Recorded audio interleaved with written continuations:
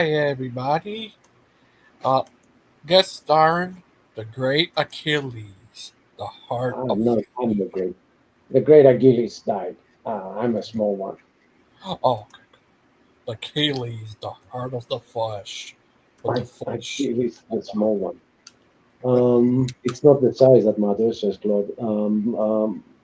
Can you change the thing so the whole picture appears? Or should I switch to a round? Uh, All right, there we go. uh, Hi I'm trying. Achilles. I'm trying to find one that also has the verse, Uh, which is Ezekiel. Well, this is a funny coincidence that this picture I found with Ezekiel 36:26, but 36:26 doesn't talk about fire. There are other verses from Jeremiah that talk about fire in the heart. But yeah, hello, sister. This is my streaming day. Like, I'll just keep going 24 hours streaming. I'll be going to each and every one show. Who's next? Thank you a lot, Achilles. Come You're the on, Nathan, join us. you're the famous Achilles. Achilles. You know, I was thinking of that today. I thought I would hear that, and I immediately had an image in my head of how famous I am. Do you remember Jim Carrey in Ace Yeah, Ventura that he goes to find Huakiki? I think were the name of the tribe. yeah. Everybody spits on him, and it's like, oh, that's what we do around here.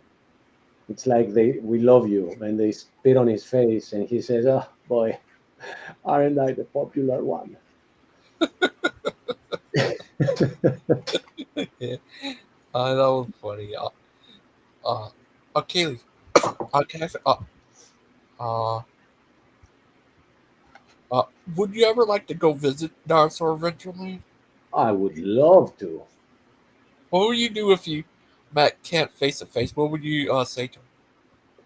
First off, I think I would give him a very, very big hug, Oh, which would make him be out of words.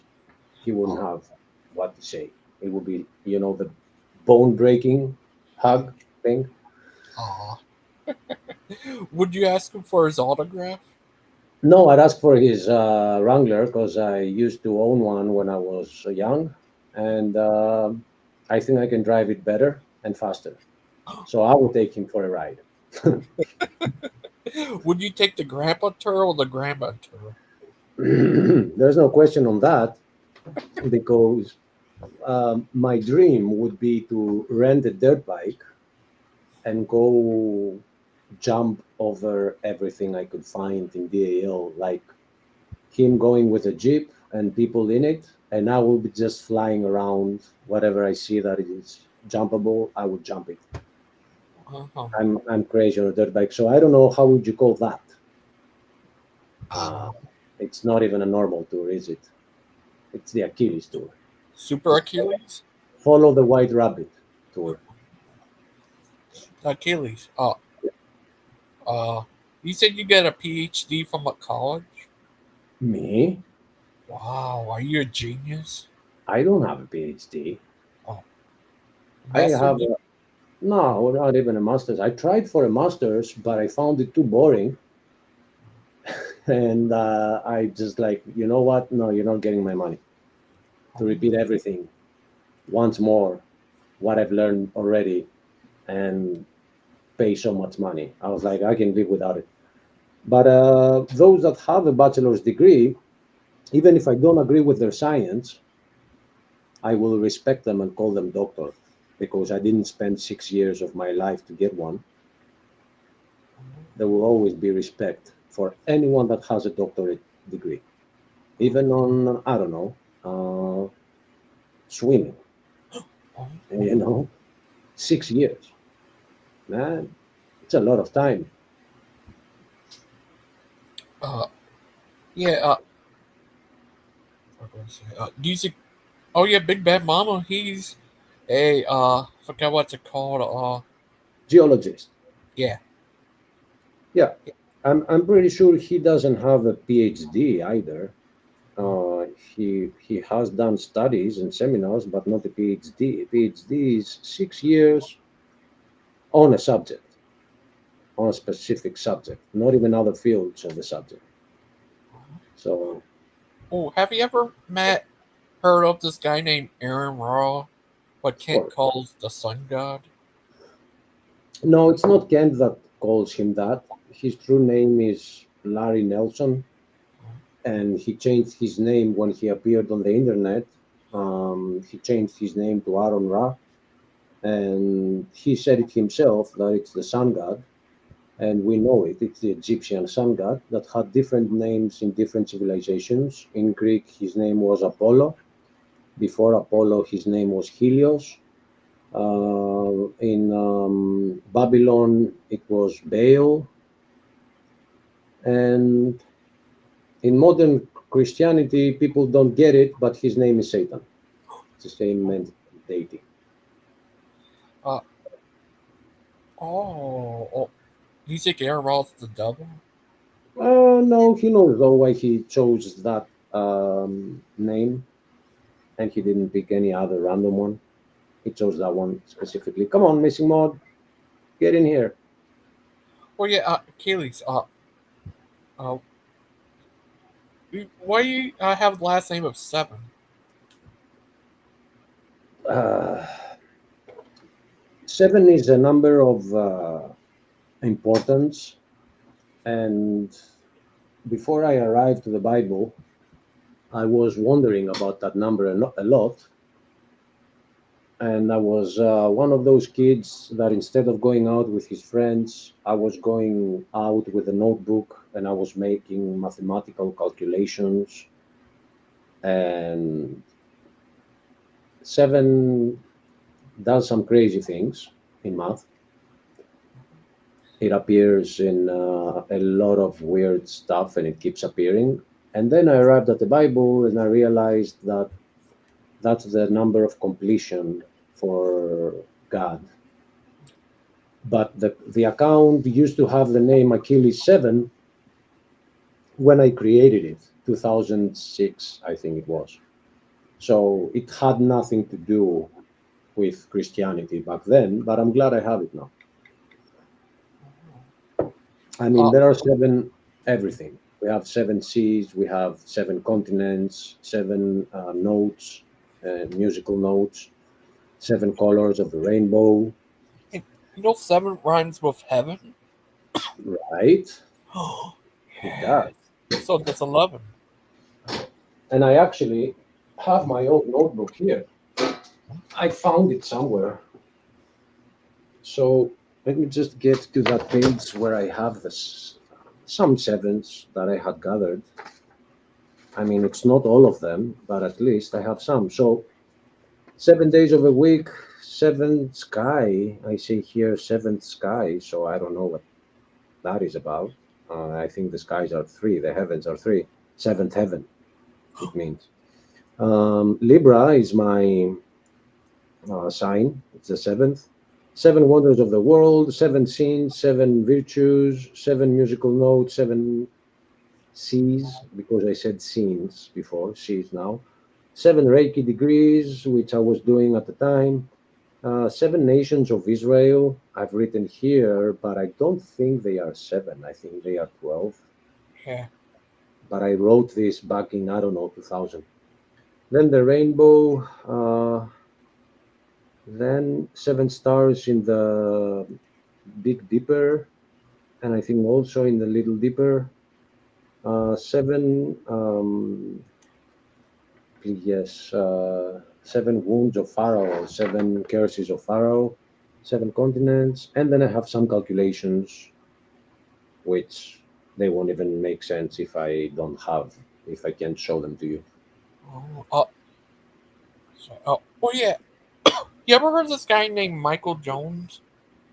Inspired philosophy. Michael Jones.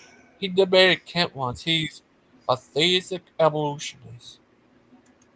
Yeah, I have a problem with that term. Yeah. Hello. I miss. Mod? Hi. How are I'm you? sorry, I missed the end of the painting. It's okay. You can Did it? rewatch it if you want or something. I don't know.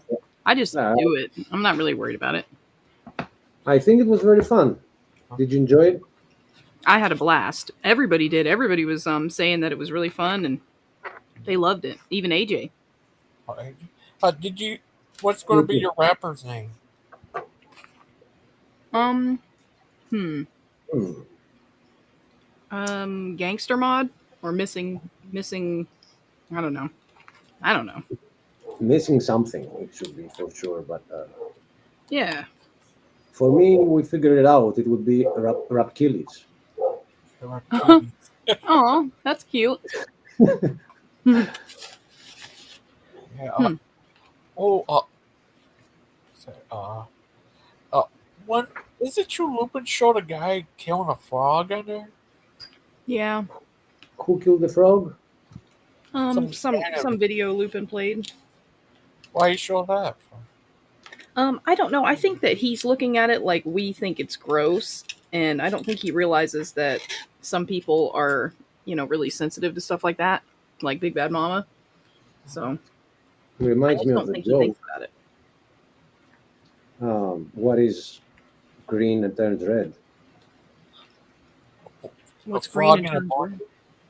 Yeah, a frog in the blender. red? Oh, does it turn red? I don't know. If you press the button, yeah. Yeah, I guess so. I didn't think they had red blood in them, though. Do they? Yeah. Oh, Life is in the blood. yeah, It's everywhere. Even fish have blood. yeah. Thank you so much for coming on, though, Achilles. That's really awesome. You think people won't come on? We had everybody ever come on today. Yeah, don't thank me because I'm the one thanking you for the invitation. And I don't know, I can be a little chicken shit, I'll say. I'll put it bluntly. Like, coming on other people's streams, I stay out, I do other stuff. But instead of doing more video editing, I was like, you know what? Let's go there, have some fun. Oh, that's good. We're glad to have you, for Achilles. Oh, What fire up? truck. We're glad to have you. Come on.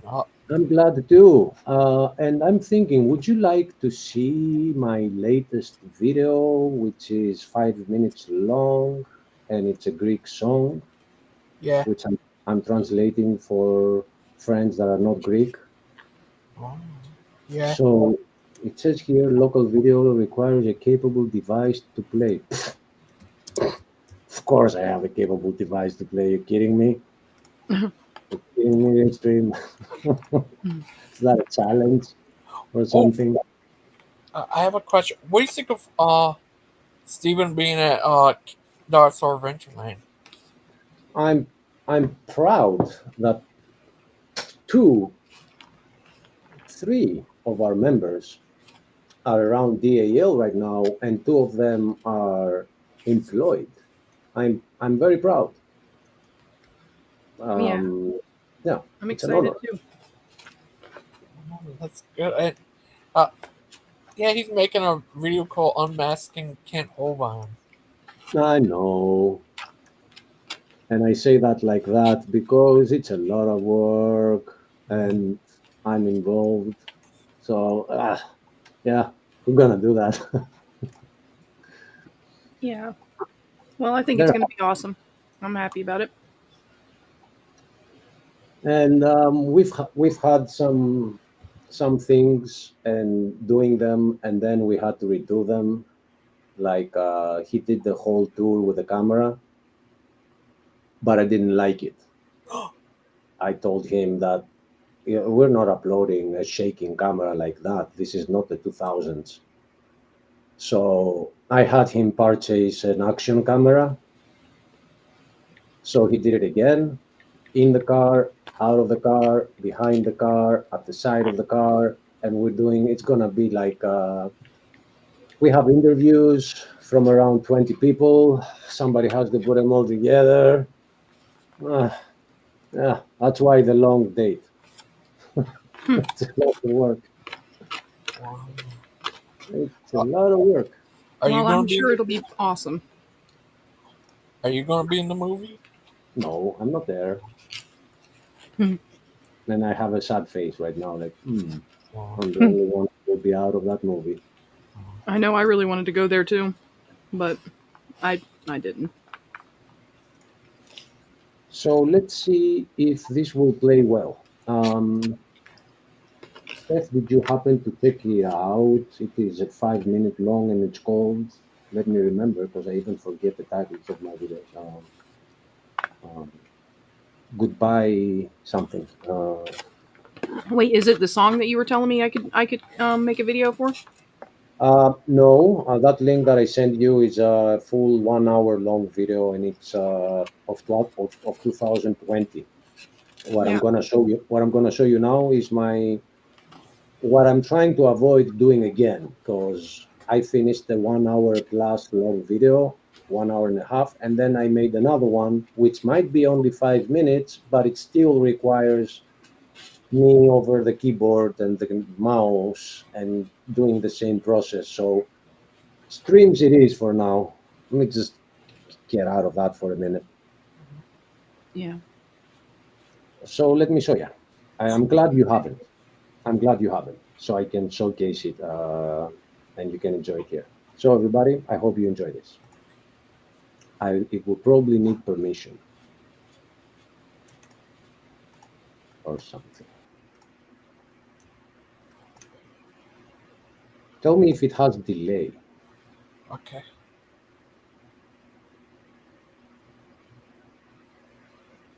It's right now all black.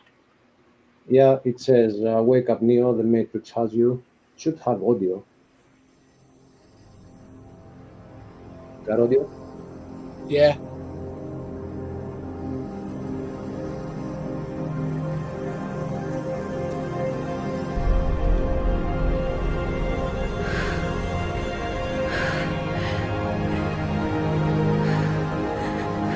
She's so beautiful. Never seen a baby. Can I hold her? Not just yet.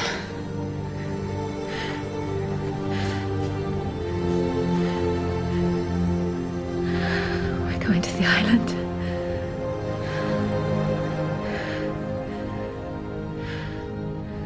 Human beings are no longer born. We are grown.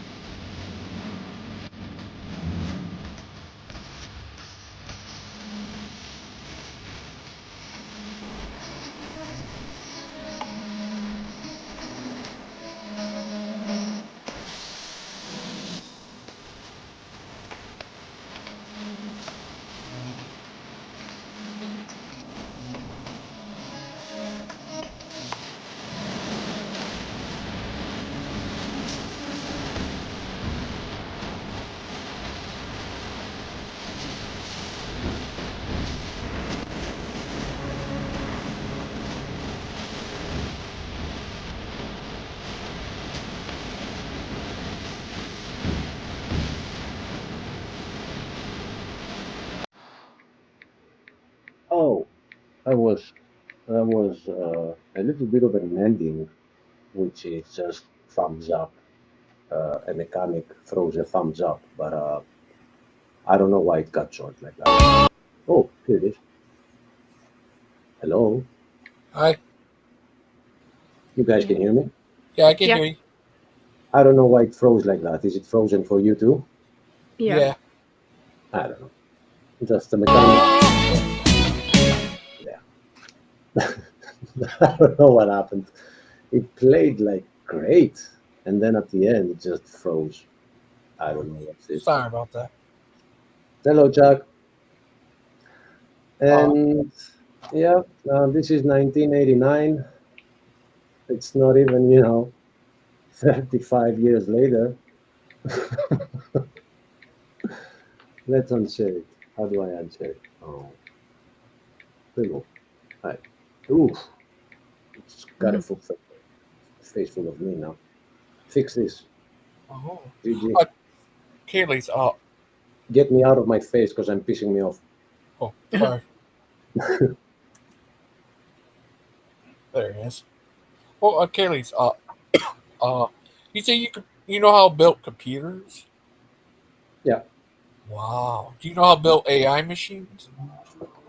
I've taken AI classes in my university, Oh, wow. but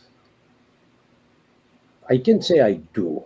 AI, I can build the computer for AI, but I can't build the algorithm to give you the answers and all that stuff. These are programmers.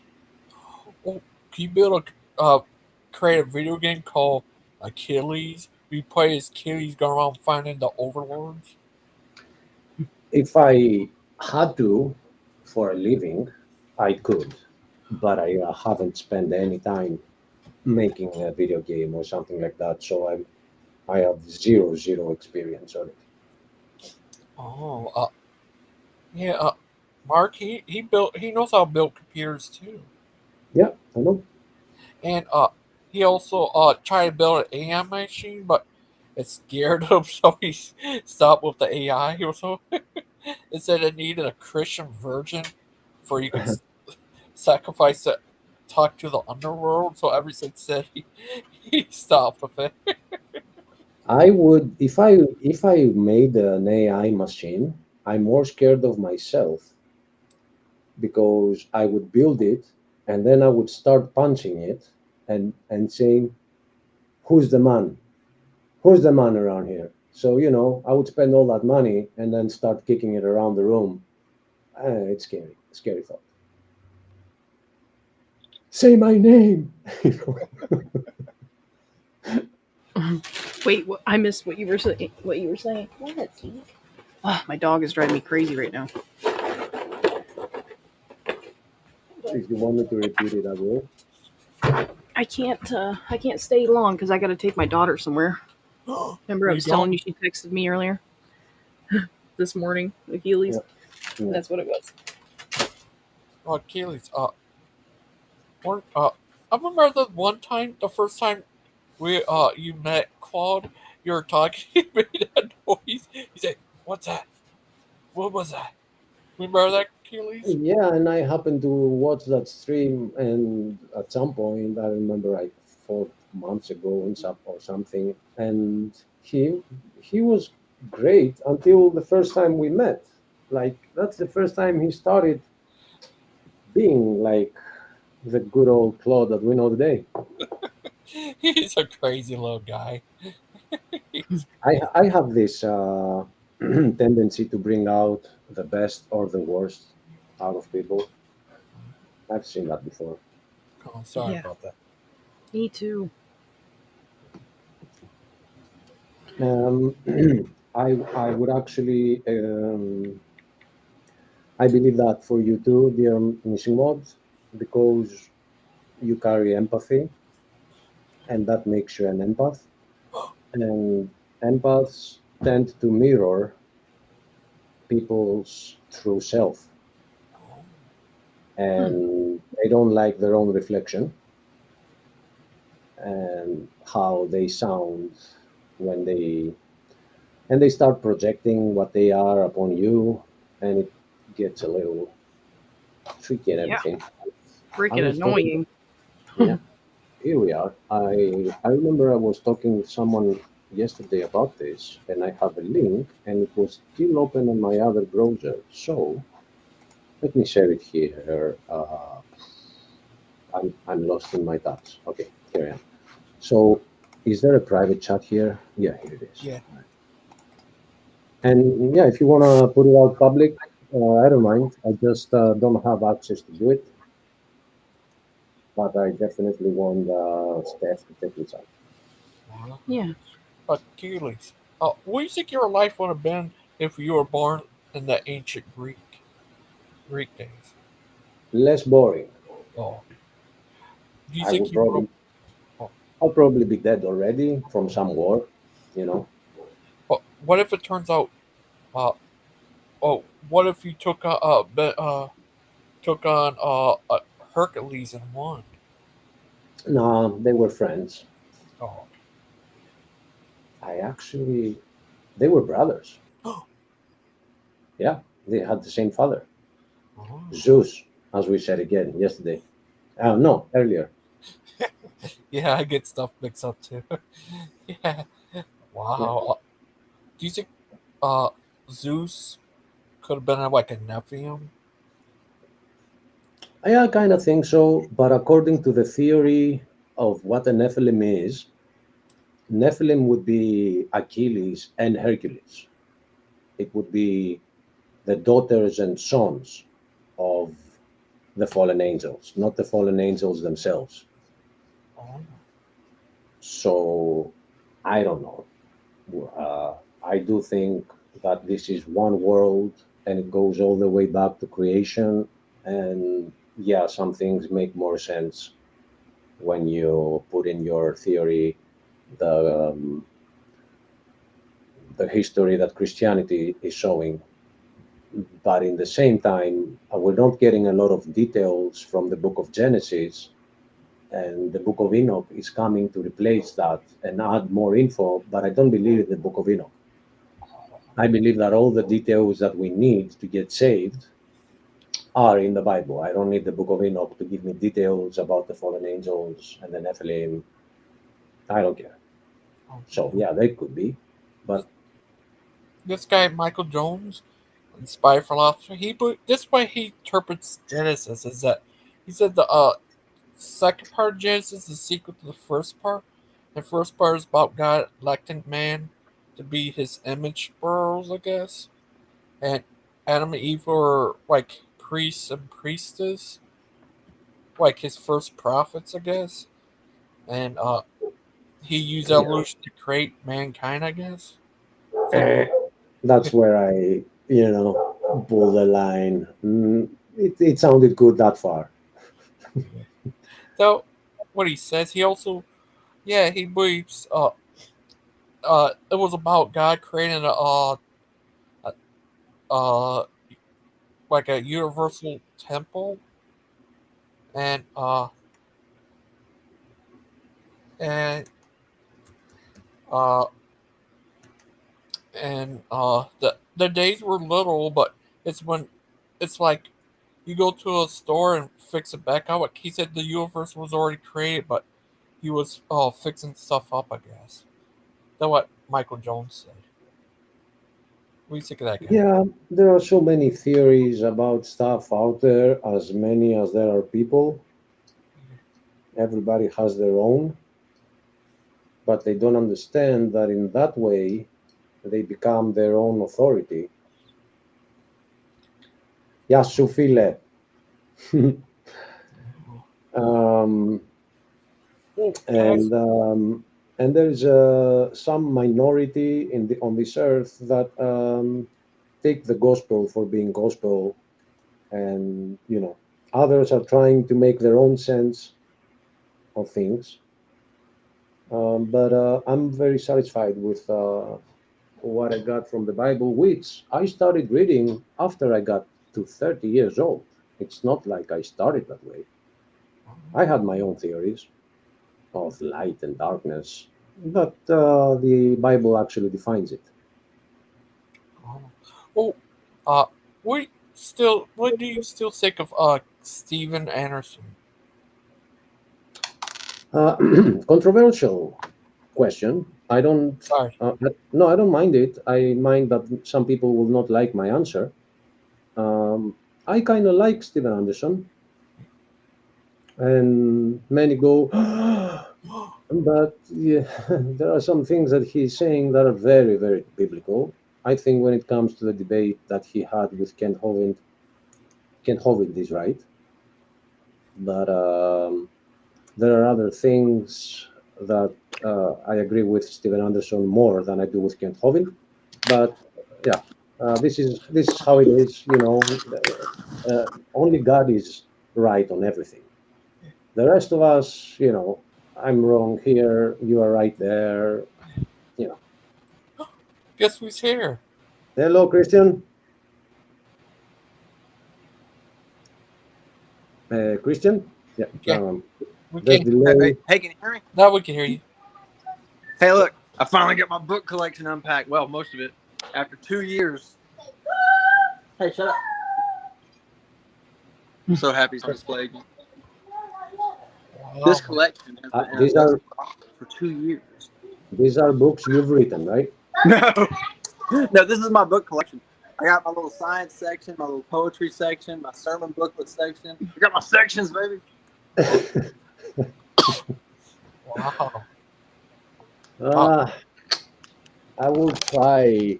I don't want to do that. I don't want to run comparisons, but there's more you gotta add, man. I know it. Believe me, I have a few more to unpack. That's not all of it, but that's like maybe 2/3 of it. Oh, I have some really cool pieces though. I have a copy of the Fox's Book of Martyrs that was printed 20 years before the Civil War that I bought on an eBay auction that is still packed up. I have a Bible that was written in the late 1800s, printed that I have packed up. I have some really unique pieces. Some of them are on display, but some of them are yet to be unpacked. And I've been collecting sermon books for years, and so I have a really cool collection of sermon books from a lot of different pastors over the years and stuff. And I have a lot of great poetry books. I have a really decorative volume of Robert Frost poems, and I have a collection of William Shakespeare sonnets that's very decorative. So I'm pretty proud of it, you know.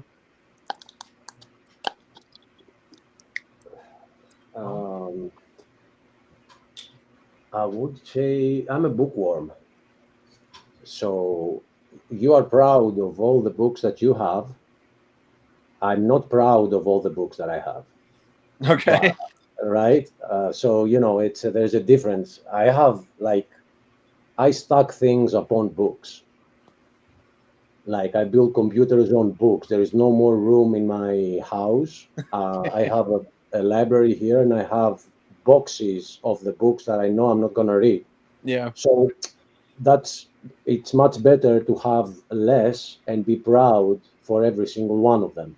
Look, I really am. I mean, I have some stuff that was given to me that I didn't really care. I just kept it because it was a gift. But the majority of those books, like more than 80%, are books that I hand selected that really mean a lot to me. And I've read most of them that are there in the collection.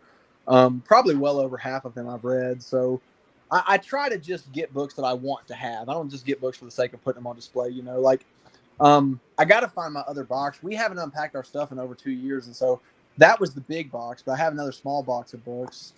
And I got some stuff that's really irreplaceable, like that Fox's Book of Martyrs from 1841.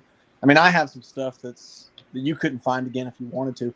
I have some booklets from my grandfather's ministry that were limited run, that literally there was like a few hundred printed back in the 70s, and they were never printed again. And I've got a few copies of those. So I've got some pretty neat pieces like that in the collection.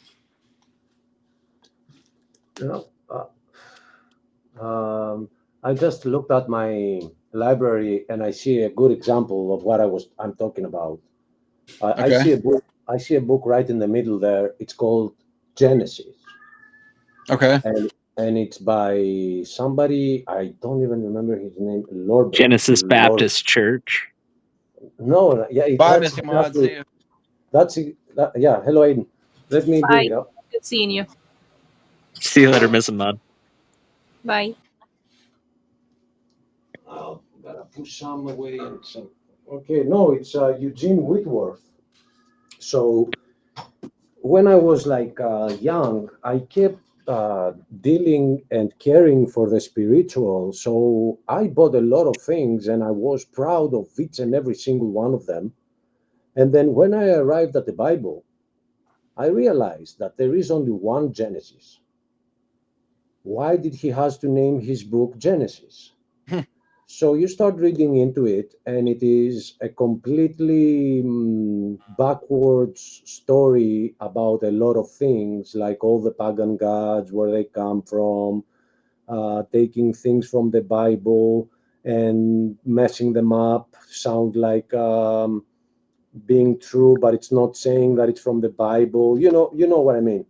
So things like that, I'm not proud of, right? No, I understand what you're saying. Because I have it. So let me show it also. Yeah, let me see it. If I put some light on, that I'll show you goes mine. away. You show me yours. Ugh. Okay, wait. Why is my camera? Wait a minute. Let me close that. Oh, your camera's bugging, son. Yeah.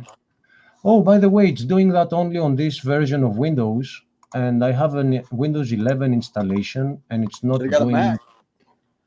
Of course not. So here it is. Oh, that's a cool looking book. Who wrote It's that? it's a cool looking book, and when I was young, and look how thick it is. Like when I was young, I was like, oh, I loved this writer because I had another book of him, and it was great. So I went online and I found something even more profound. And now that Achilleas' arm is phasing in and out of existence. Yeah, bro, your arm is bugging. Yeah, turning it off. And I'm if I switch to Windows 11, this stops, but I don't do streams on Windows 11, guys. So what I want to get to is that I have a full-on library. I would say there are maybe a couple of hundred books, and I keep them in case it gets very cold. Oh, let me show you something cool. So I have something to burn. Yes, those notoriously cold Greek winters. Hey, look. Yeah, you know, there's a small ice age coming up. Hey, let me show you something cool. Is actually saying. Let's see, Christian. Let's see. I'm doing it. Hold on. I got a whole bunch of old copies of my books that I give away, and at the bottom of this box is something pretty neat. Bottom. Hold on. I gotta get to the. Okay, right here. Okay, so you're this is trying a to copy get to the bottom of this. Yeah. This is a copy of the first book I ever wrote, The Corruption. But the thing about this copy is, as you're about to see, it's in Urdu, son. It's in what? What? This whole book is in Urdu. Oh. Sweet. You got to send me that. Sanskrit-esque kind of language. I had a brother over in southern India that translated this for me. And, you know, it's kind of sad because, like, he finished the translation and we never even did anything with it. But this is the proof copy that came in the mail. You should send me that so that I can not read that one, too. No, yeah, you'll read this as much as the other, I'm sure. Which is not. By the way, Christian, your picture is mirrored. Wait, do the what now? Your image is mirrored, but it didn't change anything when it comes to that specific book. Oh, yeah, I guess not. Okay. Right. But it's mirrored. I noticed from the title. Yeah, I went through all the trouble, and one of the brothers overseas did all the translating and proofreading for me, and then I never even did anything with it. It's pretty stupid. Oh, so I have books on Eastern philosophies. I have books on astral projection. I have books on astral travel and parapsychology. I used to be so proud of them. Yeah. And then I discovered Satan. And I look at that, and it's a whole wall of his theories. And, you know, anything for you not to arrive to the Bible. You got to move all those to the Satan department, which is C317. You just kind of push all those over to C317, and they'll be out of the way. That's the basement. I have more there. Look, man, I'm a sucker for unique books. You know, I have a copy of A Brief History of Time by Stephen Hawking that doesn't look like a fancy copy. It's one of the old, like, 90s editions. It's hardcover, but it's ugly, you know. But the reason it's cool is because I was in a little downtown, like one of those little, like, buy here, pay here, dusty bookshops in downtown Winder, Georgia. And I was just browsing around looking for something to read, and I ran across that. And it's one of those books that after you buy it, you realize somebody left something in it. It's got some cool little token in it, you know, and I love stuff like that. So a lot of the books that I have in my collection, I have like little stories that go with them, you know. Yeah, that's making each and every one unique. Sorry, Achilles is just browsing the fifth story of his palatial library right now. Making me feel real bad. Yeah, doing that. He's trying to make sure that he doesn't emphasize too clearly that the Library of Alexandria is simply dwarfed by his collection. But still, there was a different point though, which I know you got, but I do want to point out again that I don't give a flying about each and every one of them. So I understand what you're saying. No. Yeah, Well, the Library of Alexandria used to be called the Museon, right. And I actually I work at a place where the root word Museon gets its term museum from in English. So that's pretty cool. In Greek, it's museo. Yeah, that's where it comes from. And all those books mattered. These that I have here don't. But I was looking for one that you got to put them in the matters section. I put them in the antimatter section personally, but they all just kind of like blew up as soon as I tried doing that. Yeah, they disappear when I put them there. Achilles, I have a question. Have you ever read the book Doom? I've played the game Doom back in. No, not that Doom. It's a book called Doom. D-U-N-E. Yeah, Dune. I know the story, but no, I haven't read the book. You haven't read the book? Come on, son. You try to claim you're as well read as you are. You haven't even read Frank Herbert's magnum opus. No one's read the entire thing, Aiden.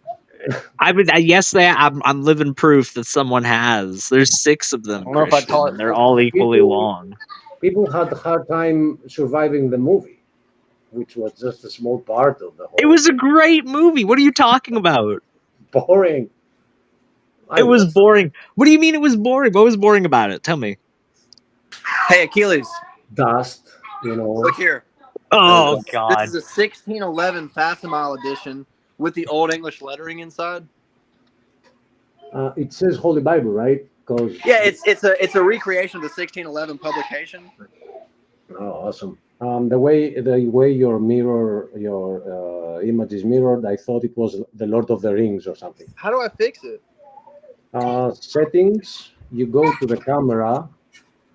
There is a note there that says mirror camera. Yeah, you got it. Let me guess. You have read The Lord of the Rings, though, haven't you, Achilles? No, just watched it. I have the extended version. But you probably have a high opinion of those movies, don't you? You probably think those are good movies, don't you? I love it, and I actually. Oh my! All right. I'm leaving. I'm seeing myself out of this room. I'm so triggered by the words that are coming out of your mouth right now. Yeah, no, I was joking about you, and of course it is a great narrative and everything. But I was waiting to see that war. Hey, I think I fixed it. Yeah, you did. Hey, look at this. Look at this copy of Robert Frost's poems. Yeah, I can read gold. That. Yeah. It's gold. So I was looking, in fact, for one of the books that I'm really proud of. It's from Navajo Indians about horses, and I think it's called They Spoke About Horses. And I found it on eBay with a written page, a dedication from the writer itself, which is an Indian, Native American woman. So to have that book all over in Greece with a handwritten signature, and like some stuff, that's something I'm proud of. Other than that, just the Bible. Just. We can't hear you, brother. Oh, Pike. hey, look, Achilles. This is the old school Strong's Concordance, like from the 80s, the big one. It says what? Oh, Strong's huge. Concordance. Okay, yeah, it is. Before the internet, huh? What'd you say? before the internet. Oh yeah, that was people, before the internet, Jack. people used to buy them like this big. Imagine having that back then. Oh, that made you a real scholar back in the day. People had to Right, come to you. right. I have a book called the World's Greatest War, and I find it really interesting because it was published in 1915. So it was in the midst of the First World War, and the reason why I find it as interesting as I do is because it has a lot of speculation about what the outcome of the war will be, and kind of trying to from a contemporary at that point standpoint, trying to imagine how the outcome of the war will figure. And one of the big predictions that he makes is that the Greeks will eventually retake all of the mainland European holdings they have, and Phrygia and all their areas on Asia Minor, the Eastern Asian Minor, or sorry, Western Asiatic coast, and things like that, which nearly happened with the treaty. What was it? The Treaty of Sèvres or something of that nature that Yeah, we nearly gave tried. it to them, but We tried, but the Turks didn't like that much. Let's just say that they became Greek, but yeah, it didn't turn out well. Turned out very ugly, genocide and stuff. yeah, it's one of the everyone always tries to focus on and I mean, don't get me wrong, the Armenian genocide was a horrible thing, and it's something that needs to be acknowledged. Oh yeah, by the way, genocide's bad. But Moving on. they It's pretty definitely did the same thing to the Greeks. Yeah, it happened, and I wouldn't go that far as they did to genocide like everyone and throw them in the water and kill babies. But yeah, we didn't. I mean, We they had did do that in Izmir. They We did had do Like I that. They probably wouldn't literally have killed the drove them out babies into had the it been. sea. Yeah, I wouldn't have killed those babies. Yeah, but we had nothing to do with that land. It was all influence of European nations that pushed Greece to go there, and he was right. The Ottoman Empire was right for kicking us out. But just give us some What? boats. What do you mean they were right? What do you mean they were right for kicking you out of your territory, son? That was your territory. No, it was theirs before the European forces and America too forced Greece to go take those lands because they were with Russians, and They didn't force them to do nothing, son. They tried doing that back in the Balkan Wars too. They just didn't succeed. I mean, like, the Greeks always wanted Constantinople back.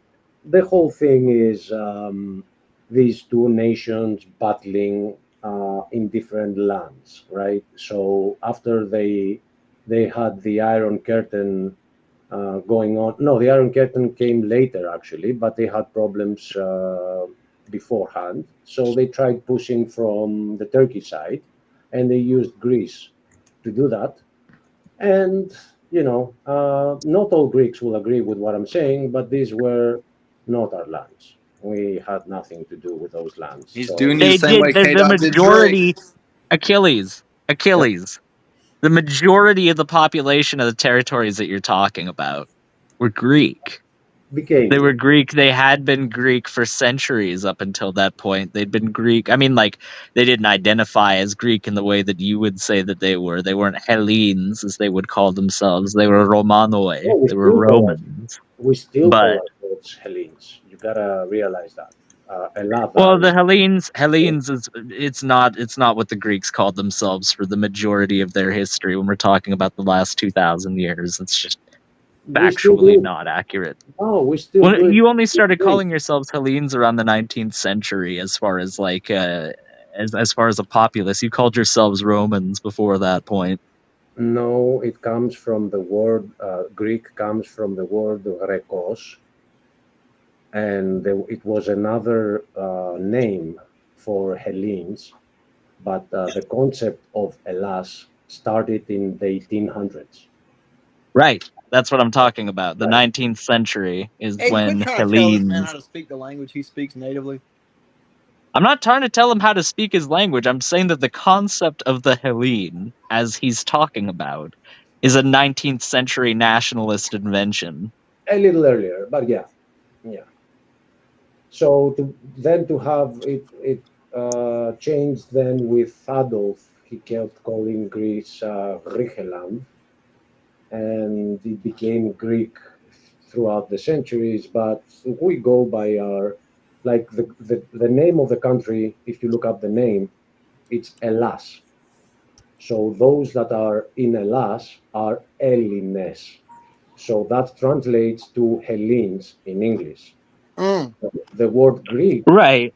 is important. Right. No, I'm not disputing that, but what I'm saying is that if you called yourself a Hellene Mhm. during the vast majority of the time that you Greeks, as we would say the modern term, inhabited the land of Greece, you would have been thought of as a pagan because Hellene, for that period of time, would have distinguished you as being part of the Hellenic or Roman pantheon Oh that no, was Helene, distinguished away from the Christian church that came to define the Christian I Roman think Empire that you're almost dominated right. that region. You're almost right. There is some correlation of Christianity with the He name. said you're almost right. Yeah, but it's the opposite. The name Hellenes was attached to taking up Christianity and putting a cross on our flag and rebelling against the Ottoman Empire. Right, So but I'm saying prior to that, though, that the connotation of that name, like because to be a part of the prior pagan, because pagan as a word, right? I'm sure you know, there was no such thing as a pagan in terms of somebody that was worshipped the Greek pantheon or the Roman pantheon of gods. no, Pagan was a pejorative term that pagan was that kind pagan of came means about later on, pagan but. means pagan, and it means worshiping the earth. Right. And It's everything basically it was about almost a term as though like redneck is used as a term nowadays to Hey, watch it. determine like there's someone that they're a backwards person. There's Watch it. somebody that's out because the majority of pagans at the time period that we're talking about would have been not in the cities, but they would have been rural folks out in the country. They were the last kind of surviving vestiges of the old gods, so to Where's okay, speak. Gray's over here? But okay, but when it comes, just to stick to the point, when it comes to the name, before Christianity was brought to Greece, it arrived here in two different forms. First off, the true Christianity with Paul, and then what you consider the change of the civilization with the Roman Empire or turning to Byzantine Empire, right? So when Paul was talking to the Jews before he set off for Greece, he referred to Greece with the name Hellenes. So Christianity did not even exist for Greece at the right. time. And And that's they what came, I'm referring to is they were the pagan, so to speak, Greeks. They were the pre-Christian Greeks. Those were the Hellenes, as you say. no, So Hellenes, which you pronounced greatly, Hellenes is the plural. I am an Hellenas, and plurally, we are Hellenes. We still go by this today, and it goes back. but it wasn't contiguous like you're trying to say that it is though, Achilles. They called themselves Romans for well over 1,000 years. Well Mm, over a yes, thousand. The yes, yes. Byzantine, as you said, the Byzantine Empire. That's a fake term. That's an artificial term that was made up well over a century after the empire itself had collapsed. They called themselves Romans, and even up until when the Right, Turks genocided the Greeks, a lot of the right, Greeks that they genocided in Asia Minor still called themselves Romans to that day. right. Agree. And then we had the independence, 1821, with the help of England, Russia. Um, what was the third one? Which one was it? France. And that's where the Hellenes got like official, and the Romans, stayed in the I just past. never, I've never understood why. you've gone back so far in your past to associate yourselves with your ancestors when you have such a rich, incredibly storied Christian past under the Roman Empire? We're proud of every single thing of our past. That's why. We're proud of everything. Like, we just see history as pages, and we enjoy being on the right side of history every time. We were Every time. pagans at some point, yeah, but we brought civilization to the rest of the world. With that, it wasn't the same pagans with the North. Shut up, Christian. He's like, maybe you noticed that little thing, civilization. Yeah, and so yeah, we're kind of. And actually, I don't know if you watched the video that I played here when I entered the room. A song from 1989. I would like to say this, and it's gonna make more sense in Christian's mind, because Aiden doesn't believe, and Gangster will. I don't know. I don't want to presuppose anything. So, if the rapture was not ahead of us, if the world would not end, we would have taken over by now. The reason that the Greeks are chilling is because we are expecting things to happen that don't relate to our own hand. We would have taken over by now, just not that territory that the Turks rightfully took over from us. I appreciate the man's modesty, you know. No, the thing is, we are so pissed off with the whole. Y'all talking about the ancient capital of your entire civilization, and you're like, yeah, the Turks were right to keep that, but we would have taken over the whole world otherwise. Like, what are you talking about right now, son? Yeah. So let me define. Achilles, you don't have to listen to him. Yeah, let me define it better. I mean, you probably should. It's pretty the world has turned to such shit that the only reason that it has been allowed to is because a lot of people, with Greeks in the center of that, are being patient because we truly trust Jesus and his promises. Otherwise, if it was on our hand, shit would be very different right now. So I played a song of 1989 that talks about how we are mechanisms, gears on a machine, and our sons and children are the replacement parts, the spare parts. When we get old, this system. That's George Orwell, 1984. Kinda, right? So yeah, we see this happening, and we see the battle between the two big nations and all that stuff. I'm not saying we would have taken over militarily, but we would be more out there when it comes to insisting on things, but we don't, and we are chilling because we have. It's like this area around here. You can go to the sea, you can go to a mountain, and you're like, whatever with the world, it's gonna burn anyway. Is he not modest? No, I'm not sure. I'm modest, I've got a question for Achilles. I think it's funny, to be honest. I've got a question for Achilles. Do you agree with Justinianus when he said at the dedication of the Hagia Sophia, truly, Solomon, I have surpassed thee? At the dedication of the Hagia Sophia, do you agree with that, Achilles? Well, he didn't say that against God. Well, Solomon. No. I'm just saying, like, do you agree that he surpassed Solomon's temple? Because I agree. It sure does look a lot better than any of the illustrations of Solomon's temple I've ever seen. Yeah, no, it is a marvel architectonically, it's superb, but I guess, I don't know if I agree or not, because I actually haven't been to Hagia Sophia, because I've told myself when I was young that I would only go there when it turns Greek. So I've never been there because it's still not Greek. Well, I'm going to be going as soon as possible because it's one of the biggest it's probably the top of the list of historical destinations that I want to go and see. Definitely call me when you do. I'll change my mind and come with you.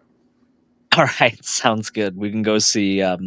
We can go marvel at all of the different mosaics in there, because they truly are quite the sight to see.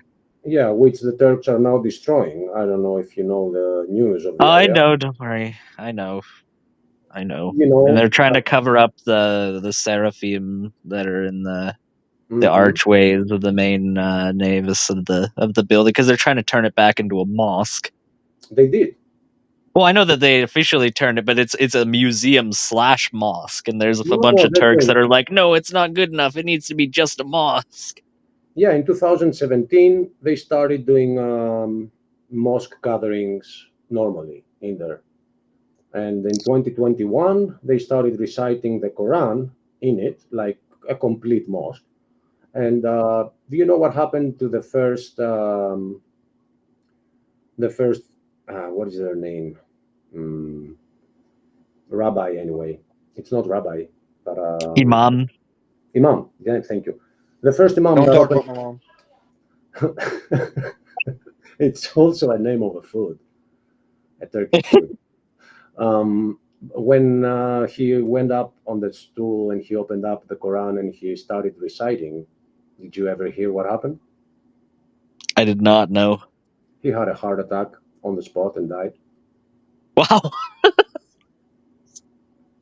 So I don't know, man.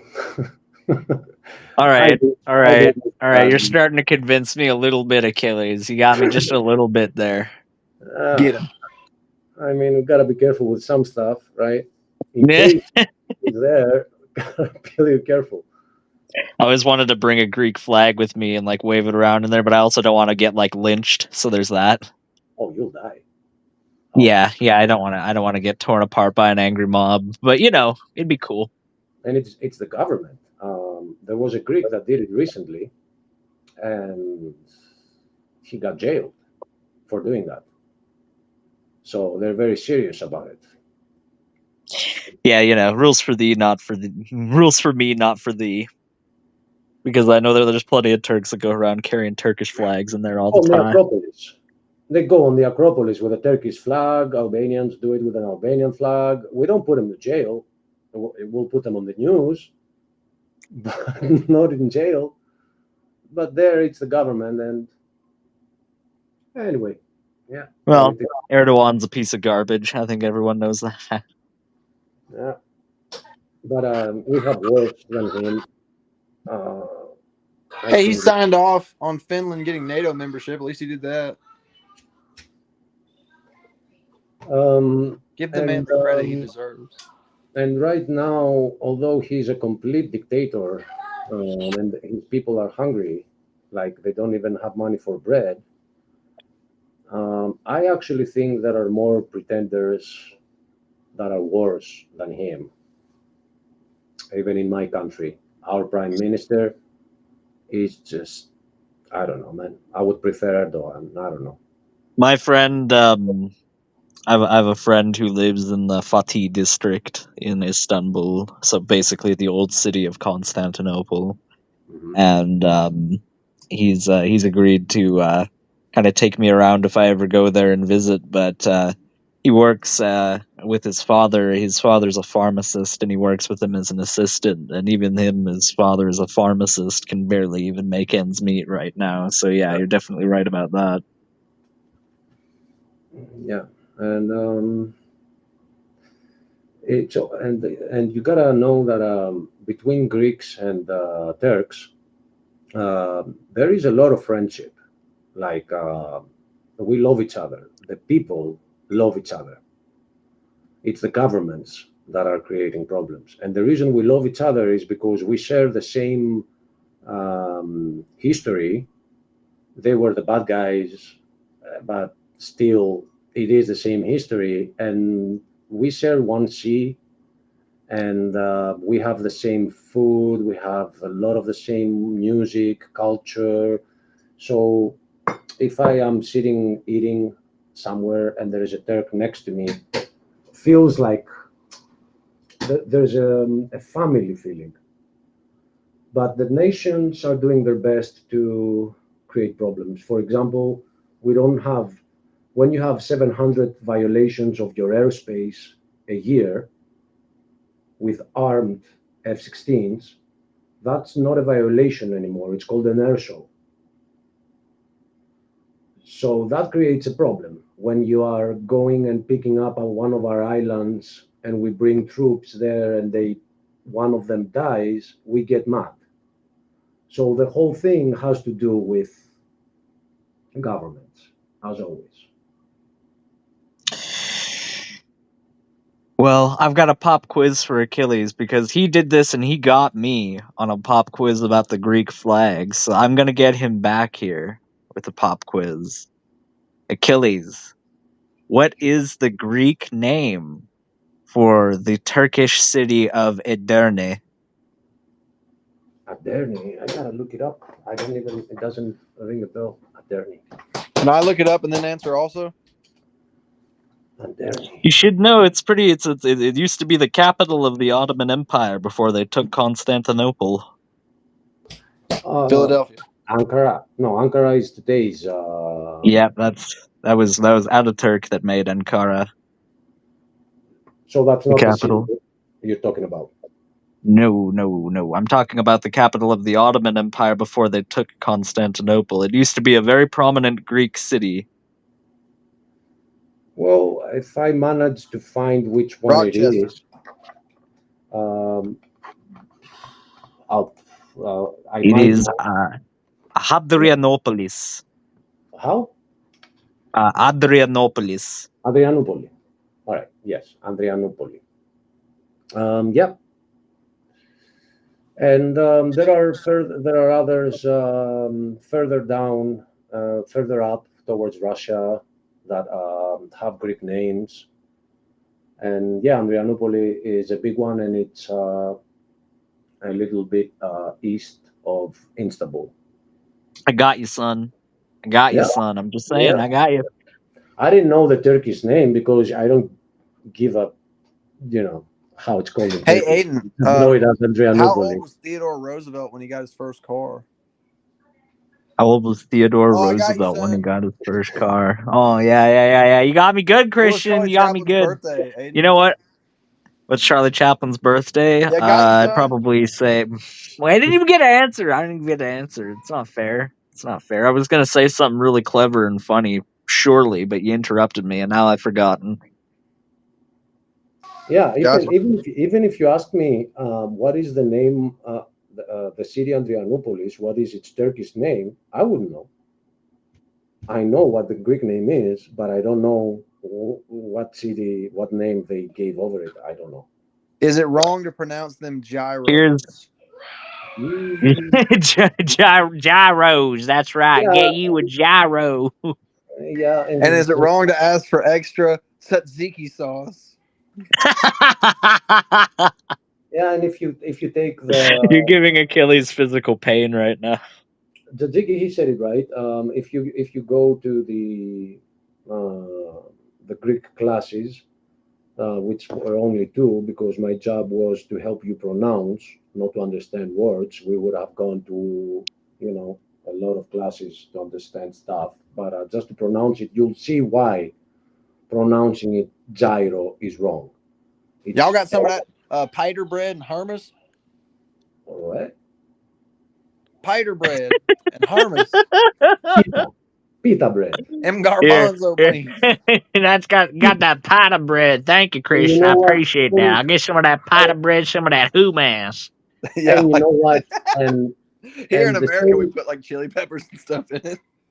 And the same thing with when I first went here on streams, I heard this term going around. I heard it first on Father Charles' channel. And then I heard it around again, which was like what I know as ancient Greek, you guys call it Koine Greek. So at some point, I just looked it up to see what is that coin. It sounds like a Mario coin to me, Konya Greek. So it's not coin, it is kini.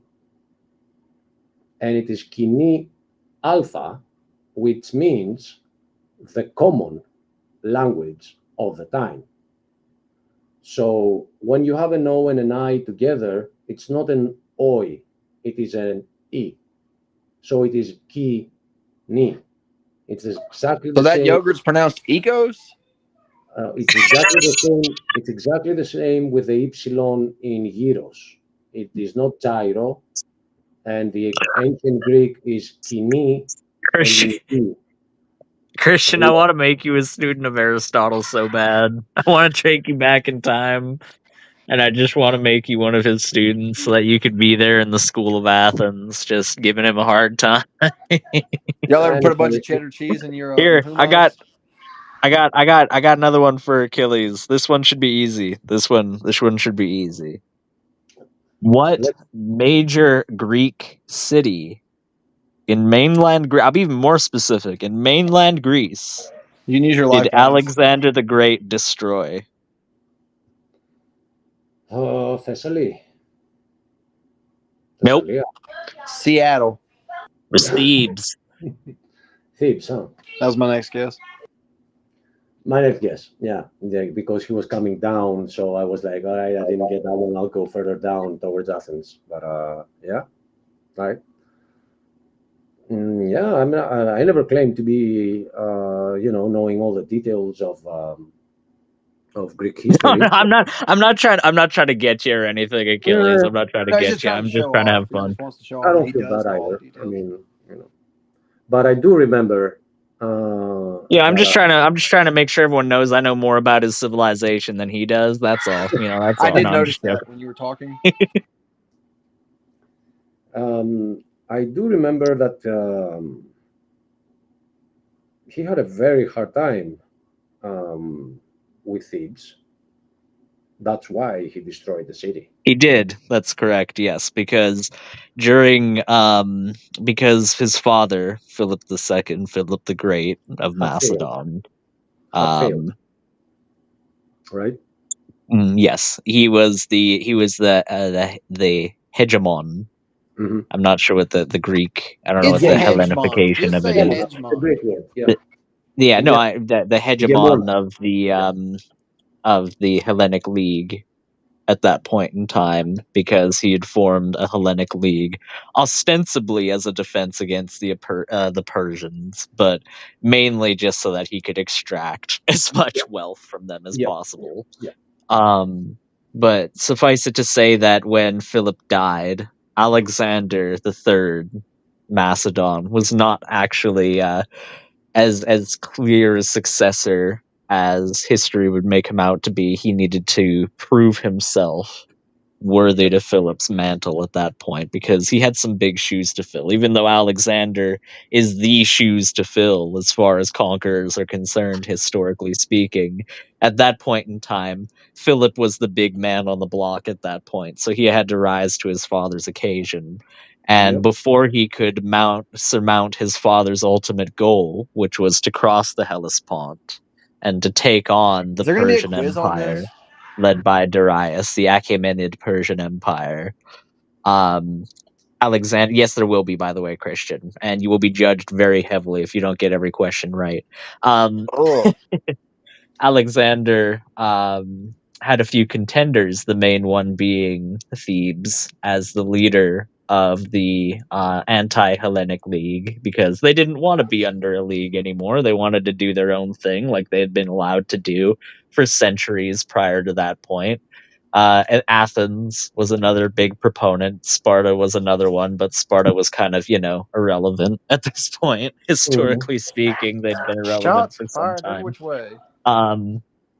But yes, Thebes was the main contender against Alexander's early ambitions, and because of that, yes, it was razed completely to the ground. And it was quite devastating to the Greeks, because Thebes had been one of the penultimate Greek cities up until that point. It had been. A leader got to do what a leader got to do. Hey, it's true. He carved the biggest empire the world had ever seen up until that point. So there's definitely that. And all before his 33rd birthday. So there's that. I mean, one of the interesting things about Alexander's conquests is the fact that whereas most empires, like the Roman Empire, It'll fall away at its weakest state when it's crumbling already and it's falling apart at the seams. Alexander took on the Achaemenid Persian Empire when it was arguably at its strongest, when it was at its most influential, and he still just totally steamrolled it. And I have now, you are completely right, and I have two questions for you. It's not a quiz, because they are a little bit of philosophical. First off, where did he go wrong? Where did he go wrong? That's a good question. That is a very good. Because he did. And according to my world theory, there is a God. Well, and according, I said. So when you step on something that you shouldn't, God will stop you. And he got murdered in Babylon. Poison. Aiden. Well, I mean, he wink, wink. He ended up, I would say, given what you just said, then the mistake would have been the fact that he turned around at the protests of his soldiers. But I mean, like, if he hadn't have turned around at the Indus, then he would have been left with a shell of an army, and he would have probably broken his string of perfect victories up until that point. That was all that, like, that was what was keeping Alexander's credibility together up until that point, and still is one of the biggest points towards his credibility to this day, is the fact that Alexander the Great never lost a single battle. So if my point is different, it has to do with the fact that after he conquered Egypt, he started deifying himself with the helps of the Egyptians that were starting to... Oh, like when he cut the Gordian knot. Well, that he did. That he did, but overall, he went through some rituals that made him... Well, that was kind of the beginning of it, so to speak. In Egypt. So he started seeing himself as the son of God. So well, that was because that's because when he went to the oasis at Siwa, he was given an oracle basically told him as much, to my knowledge. Right. So I think that's where an empire starts finding its end, when you turn more than a man and you start believing you are a god. And I don't think he had it implanted in him from his mother and his father. He accumulated it temple to temple in Egypt, because Egyptians are very proud people, and once you do conquer them, they deify you. And until this day, nobody else other than Alexander the Great has managed that. Well, I have a question for you then. Oh, sorry, Gangster, go ahead. I have a question. Did the Greeks and Romans ever fought? They did, yes. They fought in a couple of conflicts, but the primary one that they fought in was a conflict known as the Macedonian Wars against Philip IV of Macedon.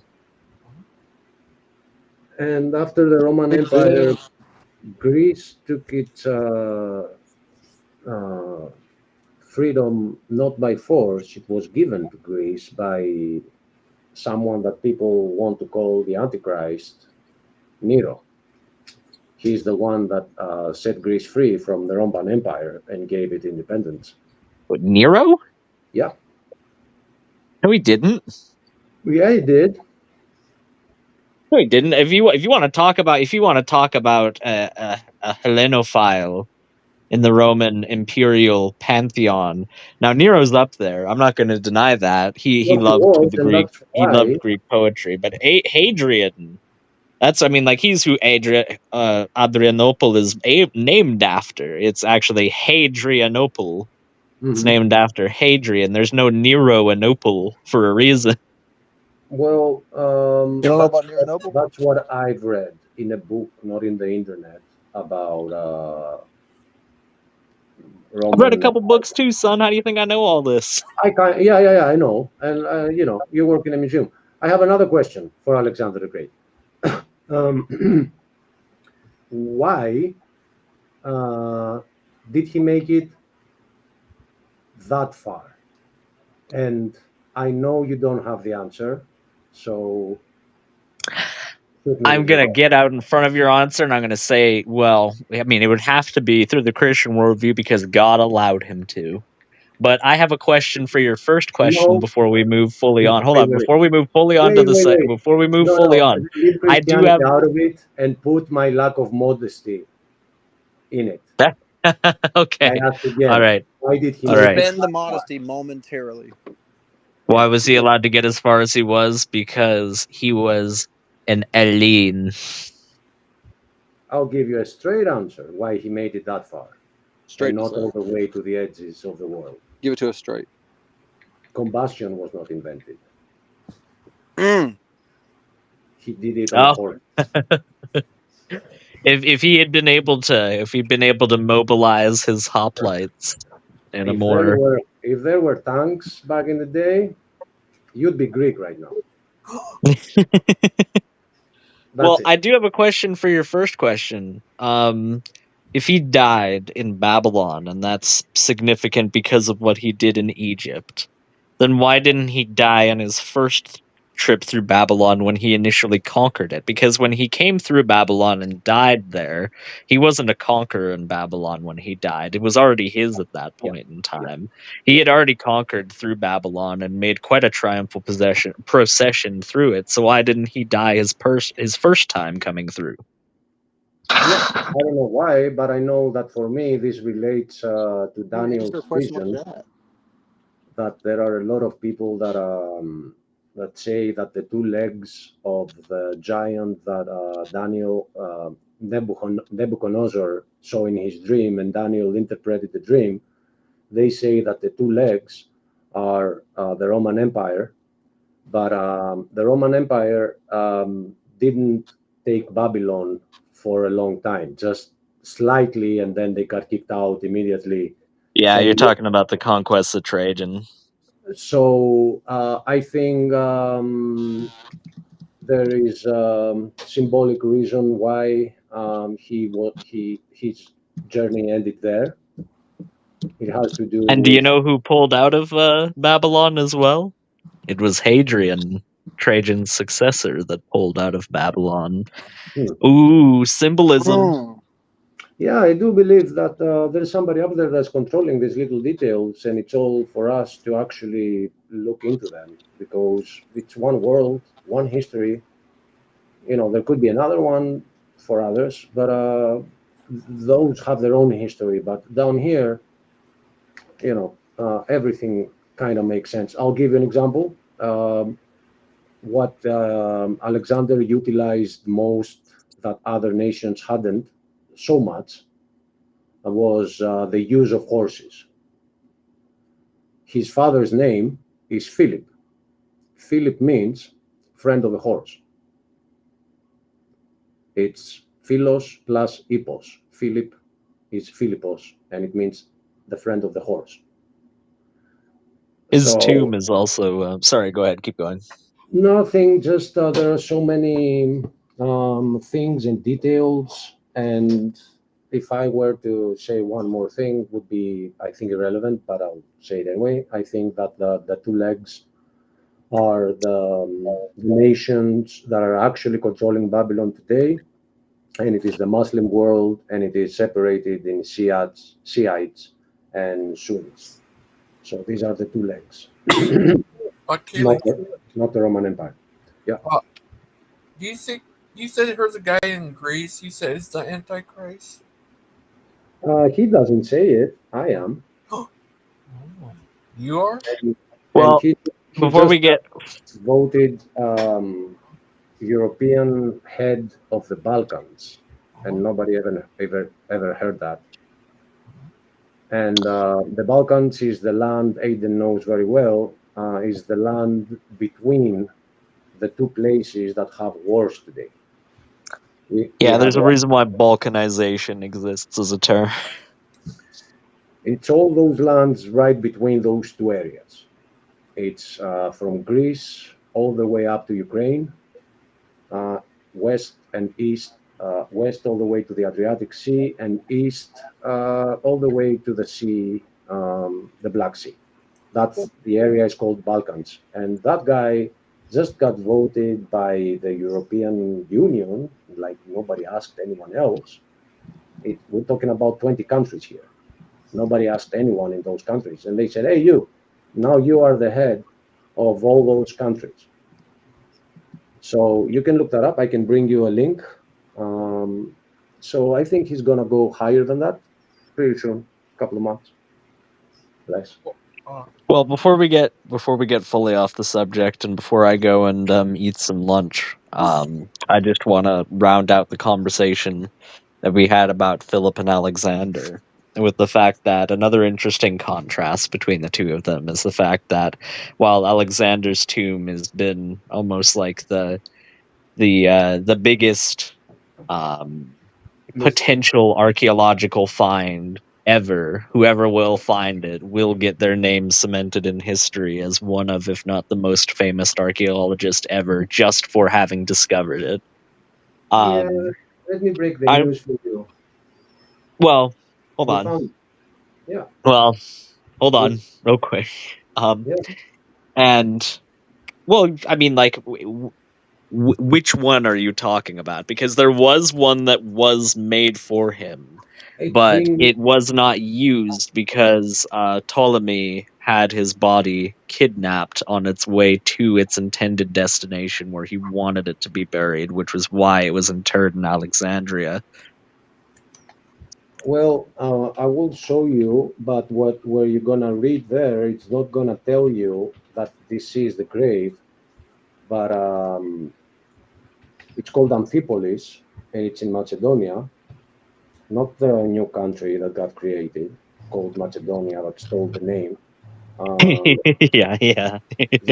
the true Macedonia, and it makes sense that they would have returned his body there and make a tomb over there, and not where he died or where we're looking for it.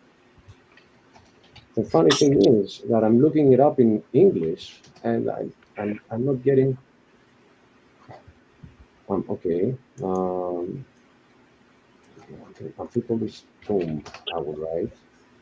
Well, while he's looking that up, I'll just finish what I was initially going to say with the tomb of Philip II, Macedon, has indisputably been found and is by far the greatest treasure trove of contemporary historical artifacts, as in as good a condition as we have found them, because Philip II was the last Macedonian king to be interred as all past kings of Macedon were, which was in burial mounds. It was part of their tradition to be buried in mounds rather than in above ground tombs. Because his was as well hid as it was, his artifacts are incredibly well preserved and are really quite a treasure to behold. If anyone wants to look up Philip II's artifacts that we've found from his tomb, they are an incredible testament to the level of craftsmanship that was at the disposal of people so long ago. And then we found an even bigger tomb, and it's staying under the radar. So I gave you the link. It is the greatest tomb we've ever seen around in Greece. Wow. It's vast, it's huge, and there is no other name that can fit it. Now we don't get it in the news that, oh, we found the grave. So if we don't get it in the news, you won't get it either. So I think there's a lot of stealing things, sending them to the bridge, stuff like that going on. At some point, they're going to announce that, yeah, that was it. But I expected a big bang to happen once we discovered it. But it was a silent whimper. Hey, shh, guess what I found?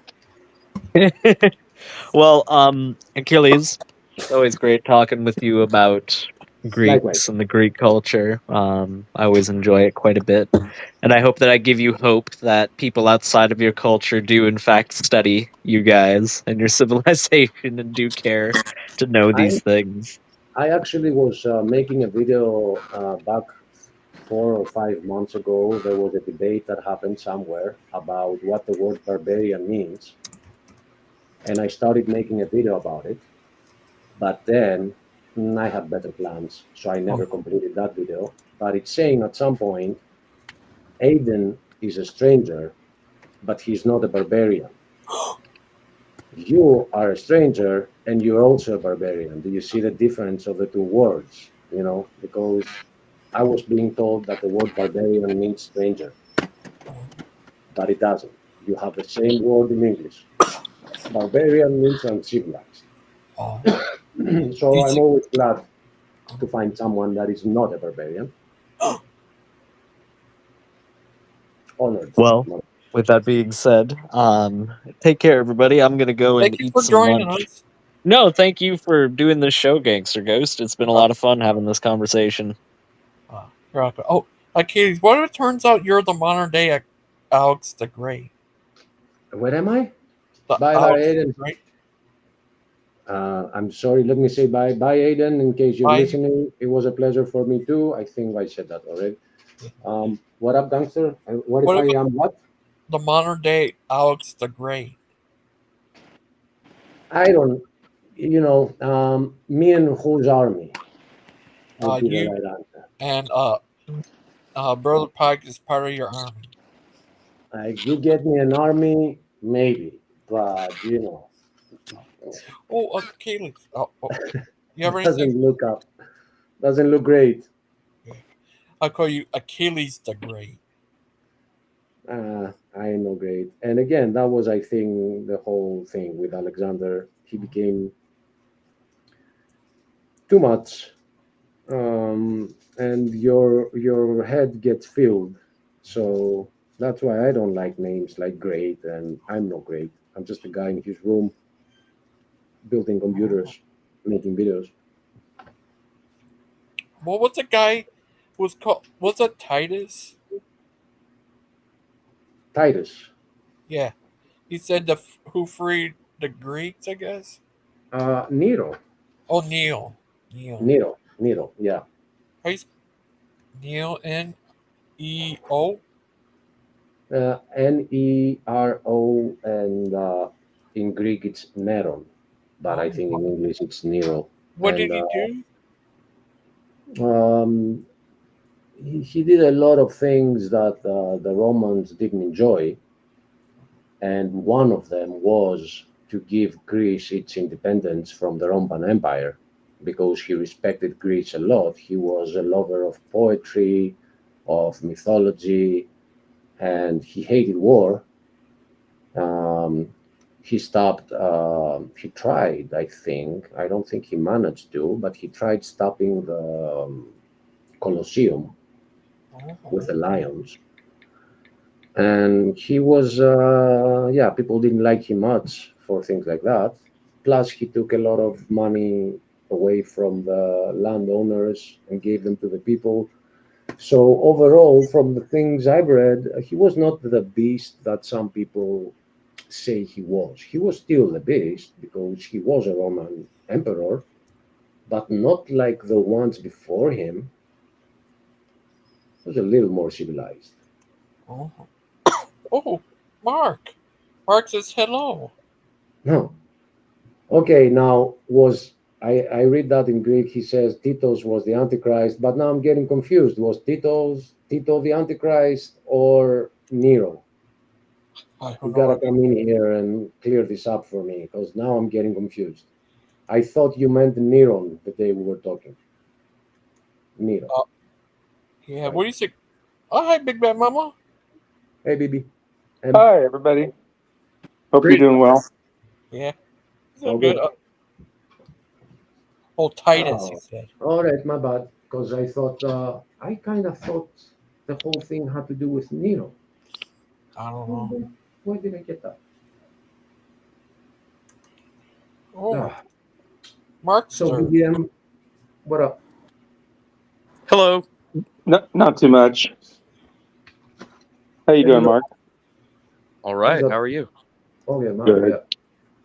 So Achilles, Yeah. I thought it was pretty clear the other day that Nero was the one who was alive when Revelation was written. Because if you follow the Caesars of Rome, starting with Julius Caesar, and you tie that in with Revelation 17:10, you get the 5 that have fallen. The 6th one would be Nero, the one that is. So he was alive when Revelation was written.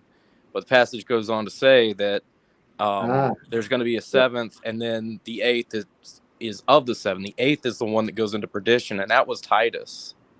Okay, but because he has this history of where he didn't start on his own, but he started with his mother, I kind of got confused that's why that was the name Little Horn. But No. Okay, yeah. The Daniel 7 passage ties in because there were 3 emperors before Vespasian who had very short reigns. Rome was plunged into 3 consecutive civil wars after the death of Nero, and it wasn't until Vespasian took control of the Roman Empire that there was actually a consensus on who the ruler of Rome was, and it was Vespasian. And he sent his son Titus to Jerusalem to finish conquering it. Right. Thank you for clarifying that, because I did get the wrong message. And also the Greeks did not gain independence under the Romans, especially not under Nero. They were subjugated under Nero. Well, that's what I've read, and it was a coincidence because after our discussion with the other day on your channel and going back and thinking about Egypt with Deviant, I picked up a book that I have here, which was about Egypt. I was like, you know what? Let me refresh my knowledge. And I opened it up, and it wasn't, although it had the Sphinx in front of it, and that's what I remembered. It turned out it wasn't a book on Egypt. It had a big story about Cleopatra, and then it had a couple of other stories which didn't relate to Egypt at all. One of them was Nero's history. And I was like, you know what? What a coincidence that is. So I read the whole thing, and I did not. That's where it says it. I mean, I can give you the book. It says it there that he gave Greeks their independence. Now I'll do further research on it and come back to you. That's my source is just one book.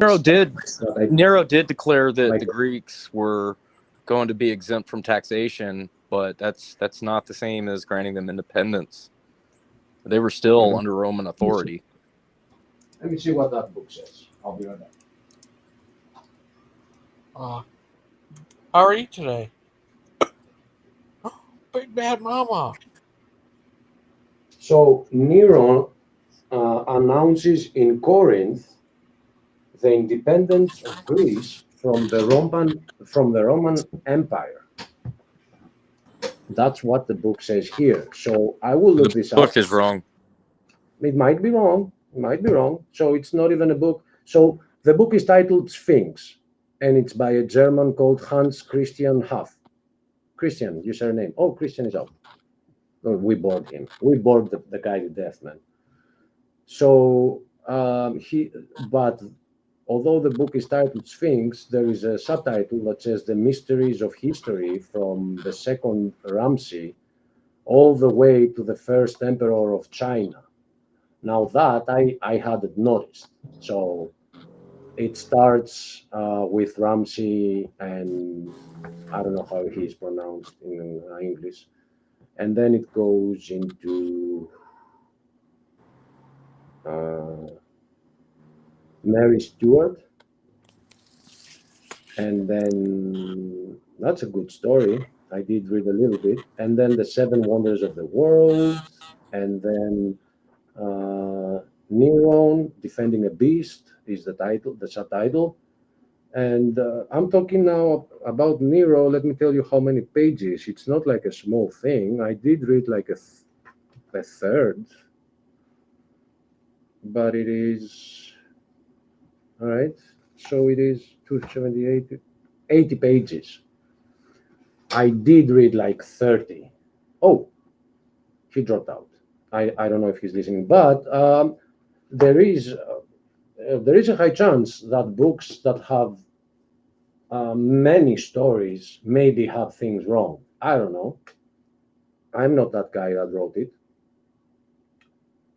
And then it goes into the first emperor of China, and it's the emperor that we found that grave with all the soldiers in it. Remember, Big Bad Mama? Which one? I don't.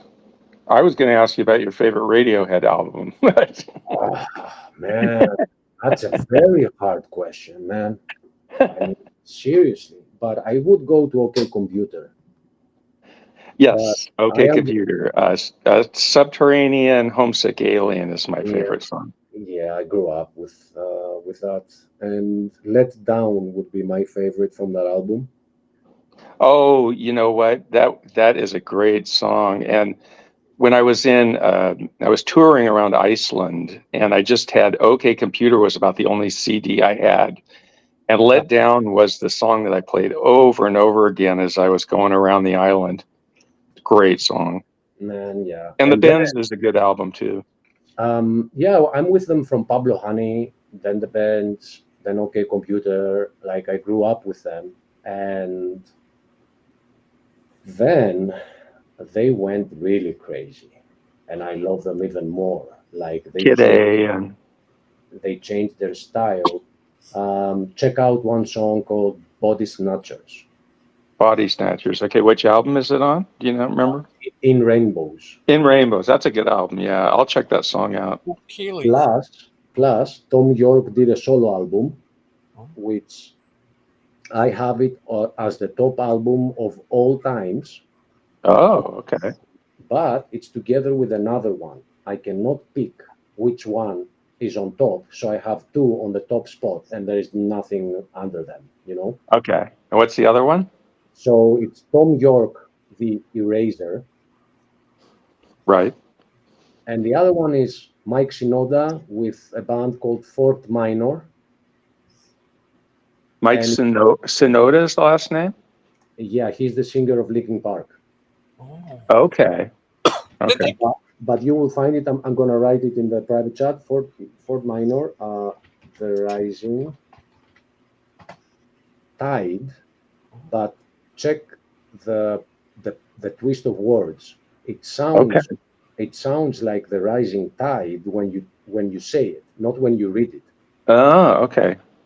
There's another album called The Rising Tide by a band I like called Sunny Day Real Estate. I don't even know those. If you ever get a chance, check them out because I think you'd like them. And you can remember the title by their album Rising Tide. Okay, so Rising Tide by Sunny Day Real Estate.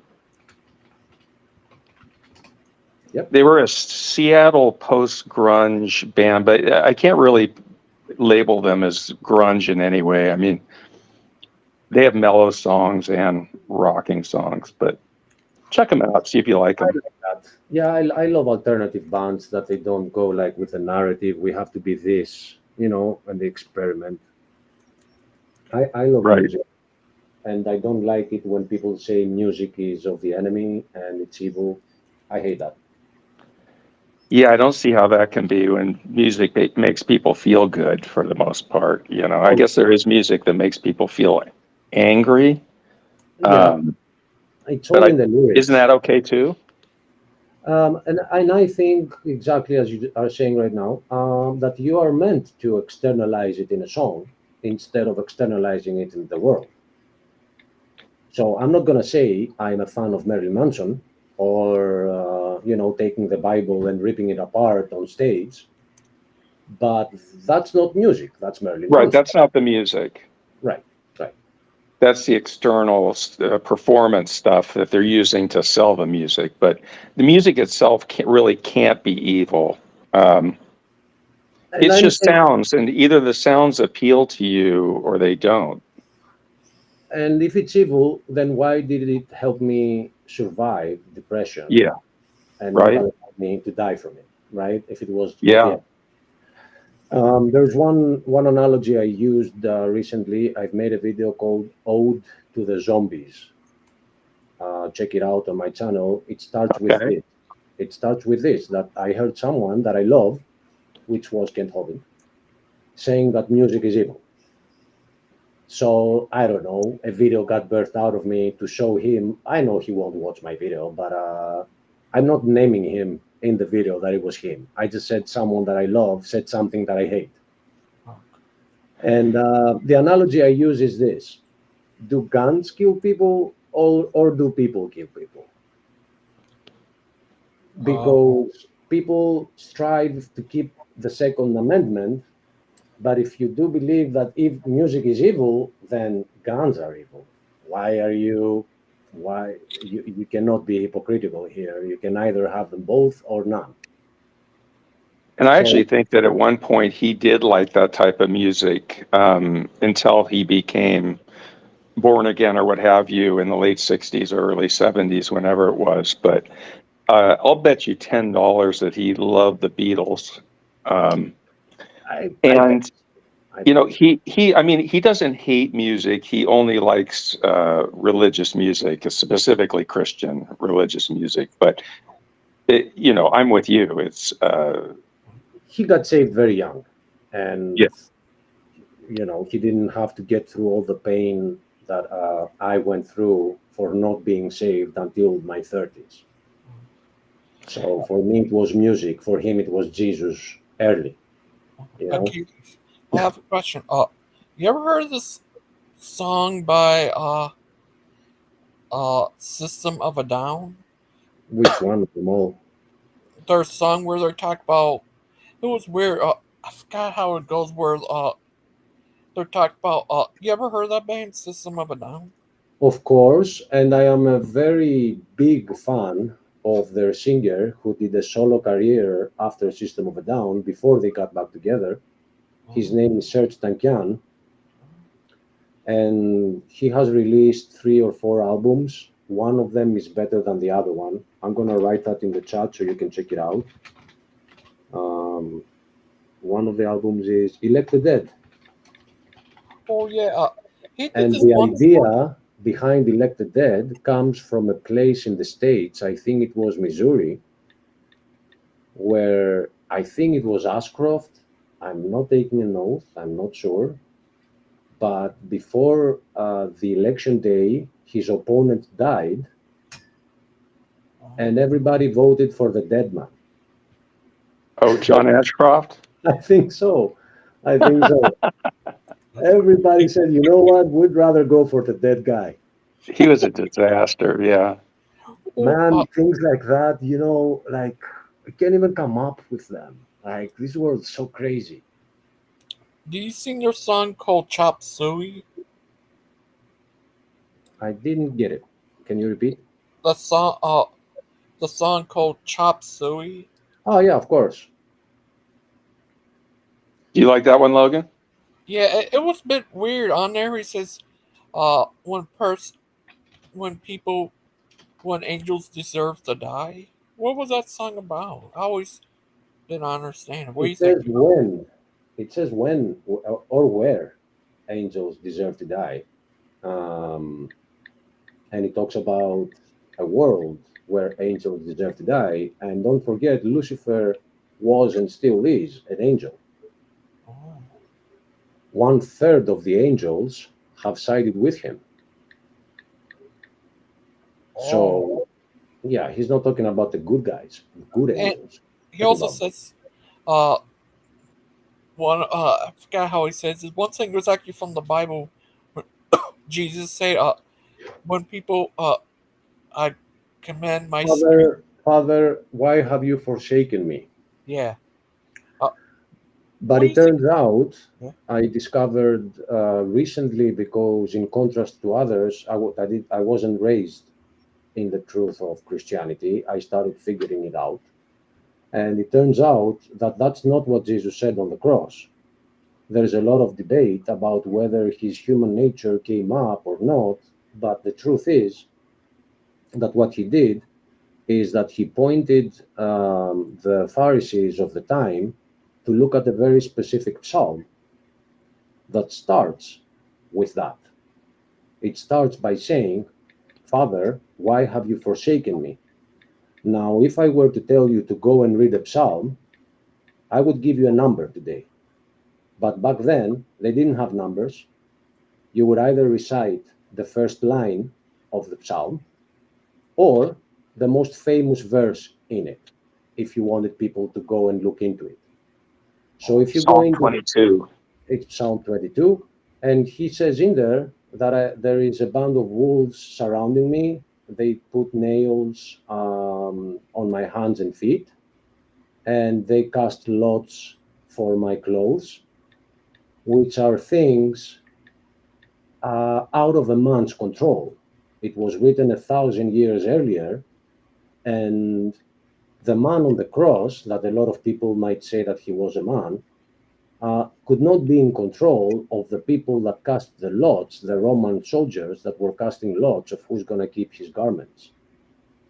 So what he was saying at the time was, hey, Pharisees, go read your own psalms and see what you did. Because I told you 1,000 years earlier you'd do this. Because he was mad with the Pharisees. He was very mad. God was very mad with that nation. Because it's like you have a child and your child turned very bad, you are twice as mad. You also love it and you hate to see it that way.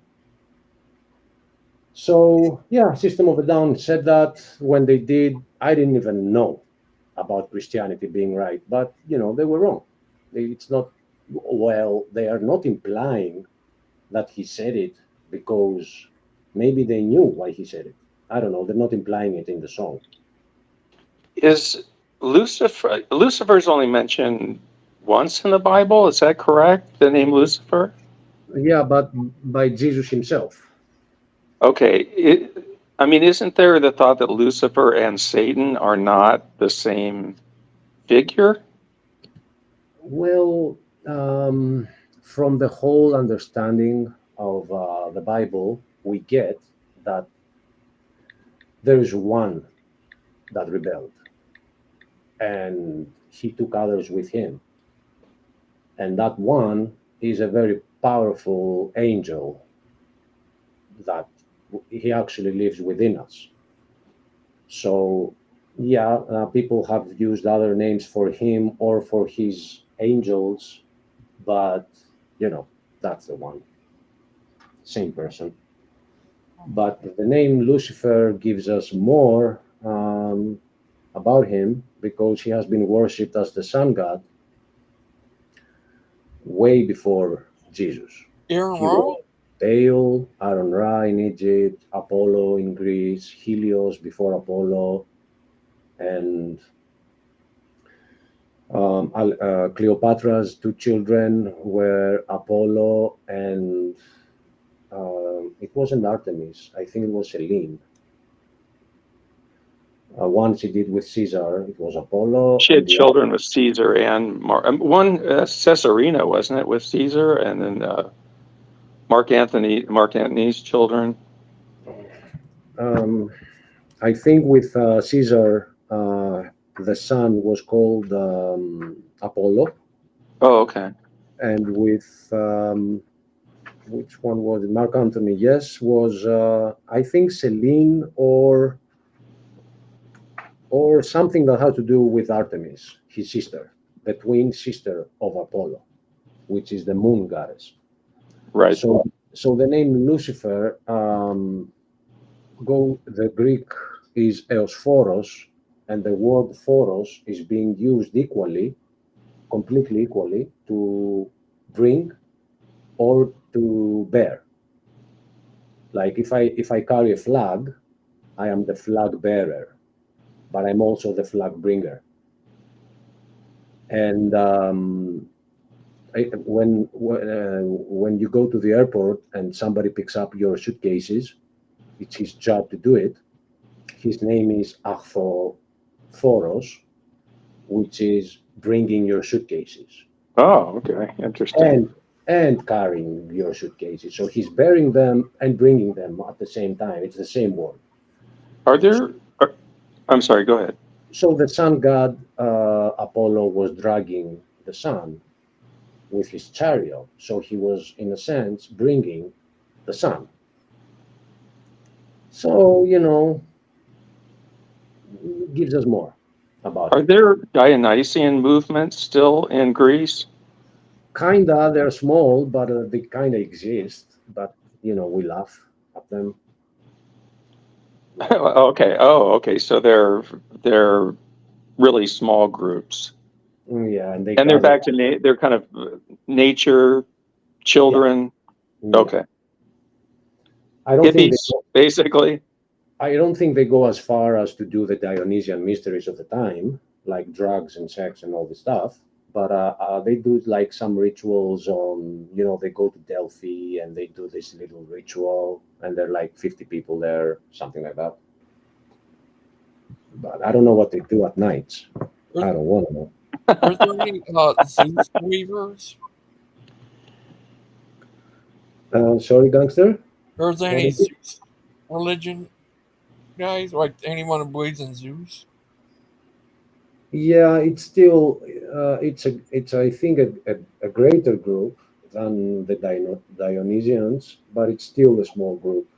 We are Christians here, 90%, if I'm not exaggerating.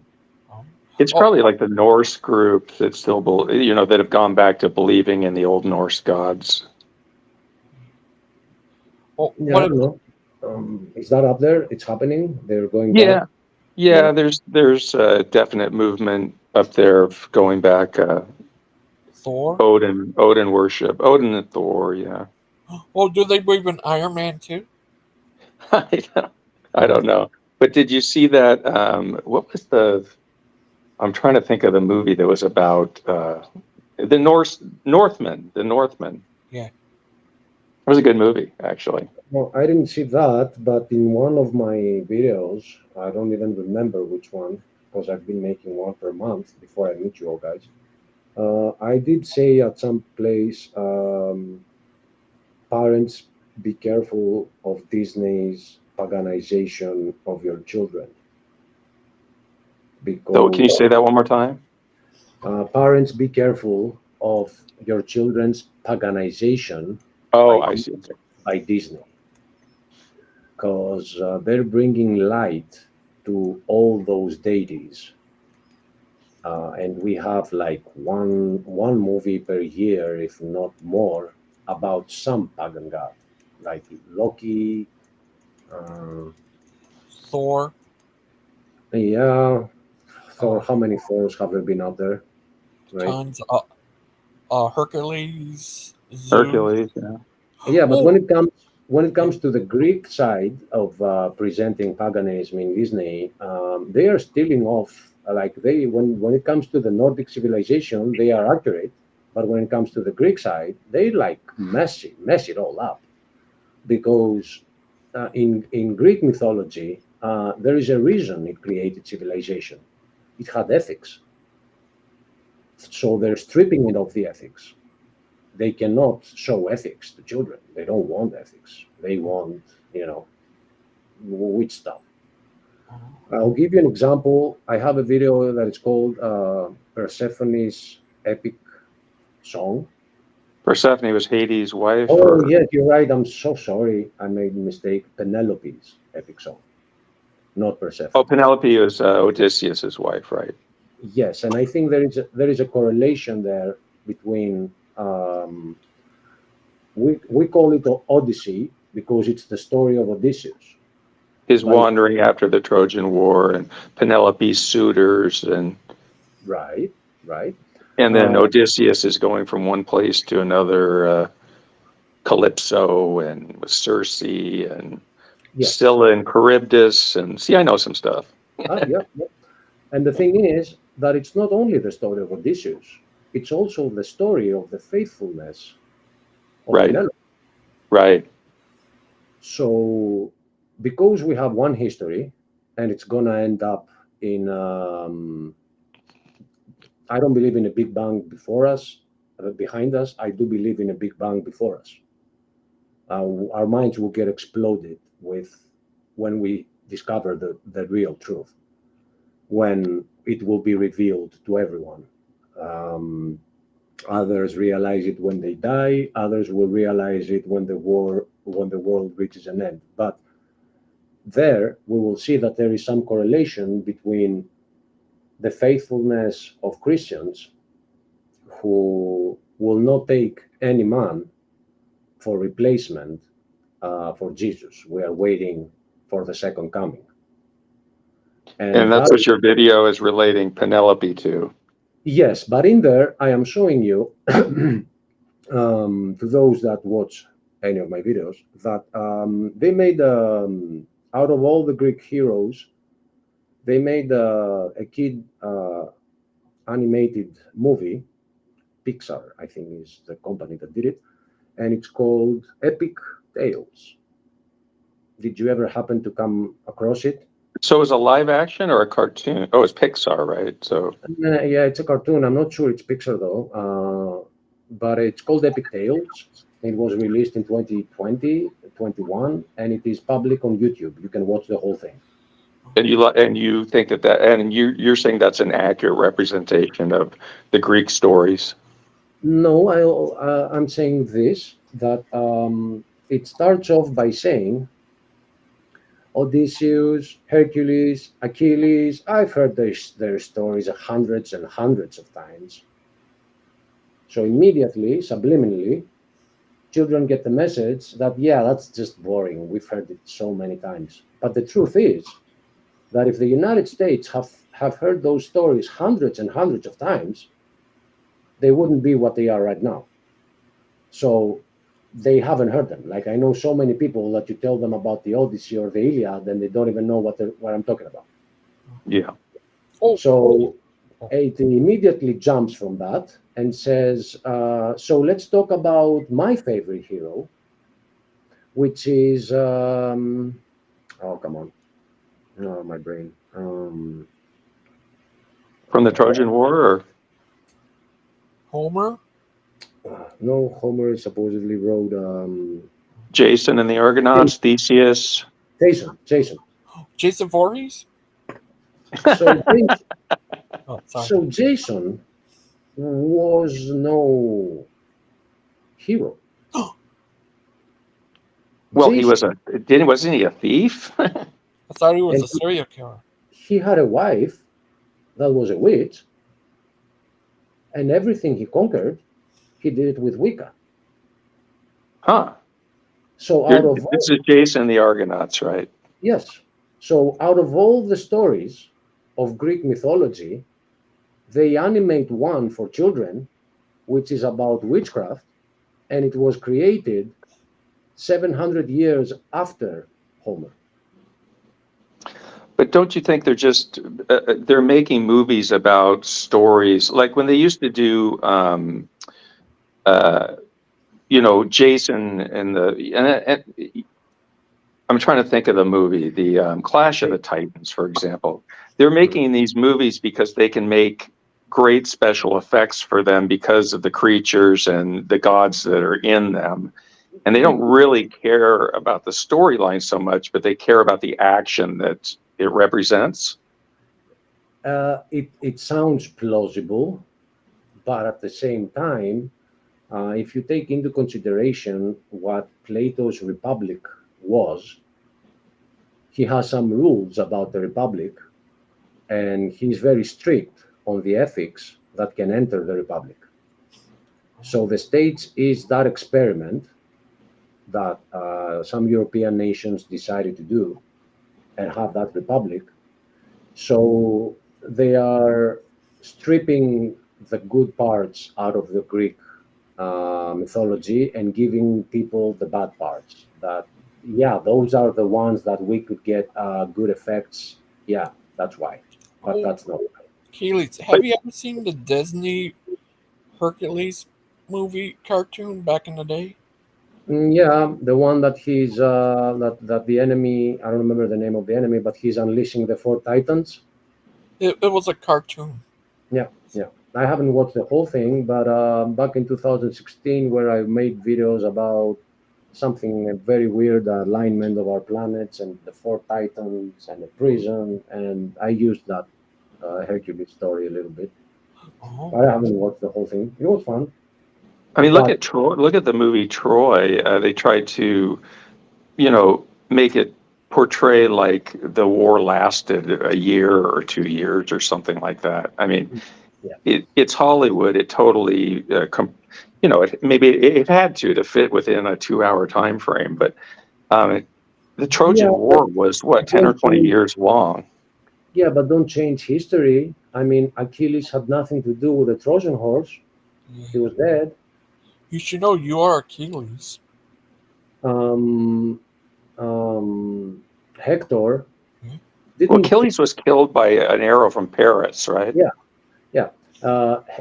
Hector didn't appear to Achilles like we see in the movie, like all that macho. Yeah, I opened the gates and here I am. No, he didn't. Right. He ran around the castle 3 times until his human powers gave up on him and he had to face Achilles because he knew what happens when you face Achilles. There was no there was no debate on that. So they changed like the whole history, and Alexander the Great was even worse. Right now, there is a new Netflix about Alexander the Great, and they portray him completely gay just because he got devastated when his best friend died. So we kind of are very mad with Hollywood, and I mean, they do the same thing with, practically everything they touch. I mean, it's not just Greece. They're scared of Greece, though. The civilization that it brought, they're scared of it. But they're not doing it with the Nordic. I didn't see Loki being gay. Or I see. You see what I'm saying? Yeah. So the I only mean, what's good about the Northman as a movie is that guy did his research into Norse customs and the different cults of Odin and Freya, and it looked like an incredible amount of work went into just the research for the picture. But no, I see what you mean regarding the what they do with the Greek myths is they just concentrate on the action, and the hero goes from one, the Cyclops, for example. Of course, you're going to put a Cyclops in a movie because it's exciting. It's going to miss the whole bigger message of what you were saying about Penelope and Telemachus, or I think that was his name, the son. Yeah. That whole thing is going to be missed in a movie, I think, about if they make a movie about the Odyssey. But so the only movie you have of the Odyssey is 1954 with Kirk Douglas, Ulysses, right? Yeah, but why did it get the name Ulysses? Why did it get that name? So there is a book by a modern writer, James Joyce. Right, exactly, who he's saying in it that this is a modern Odysseus, and so we don't confuse him with the old one. I'm giving him another name, and he's talking about a modern story. It has nothing to do with the original Odysseus. But here comes Hollywood taking that name, attaching it on a Greek, on a Greek mythology that created civilization back in the day. So everybody knows that name, Ulysses. Yeah. They should know Odysseus. So because the Odysseus links to Odyssey, and Odyssey is a book which has so many ethics in it, and they don't want that. And even in the 1954 film, they are showing the Cyclops, and they're taking out the most important part of the story with Cyclops, the name no one. Yeah, right. They're not even mentioning it. Who cares? So where is the ethics? Like the ethics of the true story is that if you are prideful, you would die. But if you were humble, you wouldn't. But Odysseus lost it at the end. His pride reached up to him, filled his head. And when he was living with the ship, he shouted back to the Cyclops, which was called Polyphemus, which means multi-famed, like everybody knew about him. He shouted, "If you want to know who did this to you, I am Odysseus, king of Ithaca." So Polyphemus went to his dad, that was Saturn, and Saturn got pissed because he knew who did it now. And then he started like creating problems, and Odysseus took another 5 years to return to Ithaca. Oh, it was. I thought it was Poseidon that really had it in for Odysseus. Yeah, but I think the father of Polyphemus was Oh, okay. Was Saturn. Or wait, no, Uranus. Uranus. One of the what do they call them? The today it's what is Uranus? I know we can pronounce this wrong. We have to stick to Uranus, right? But what is the name used for it today? Neptune.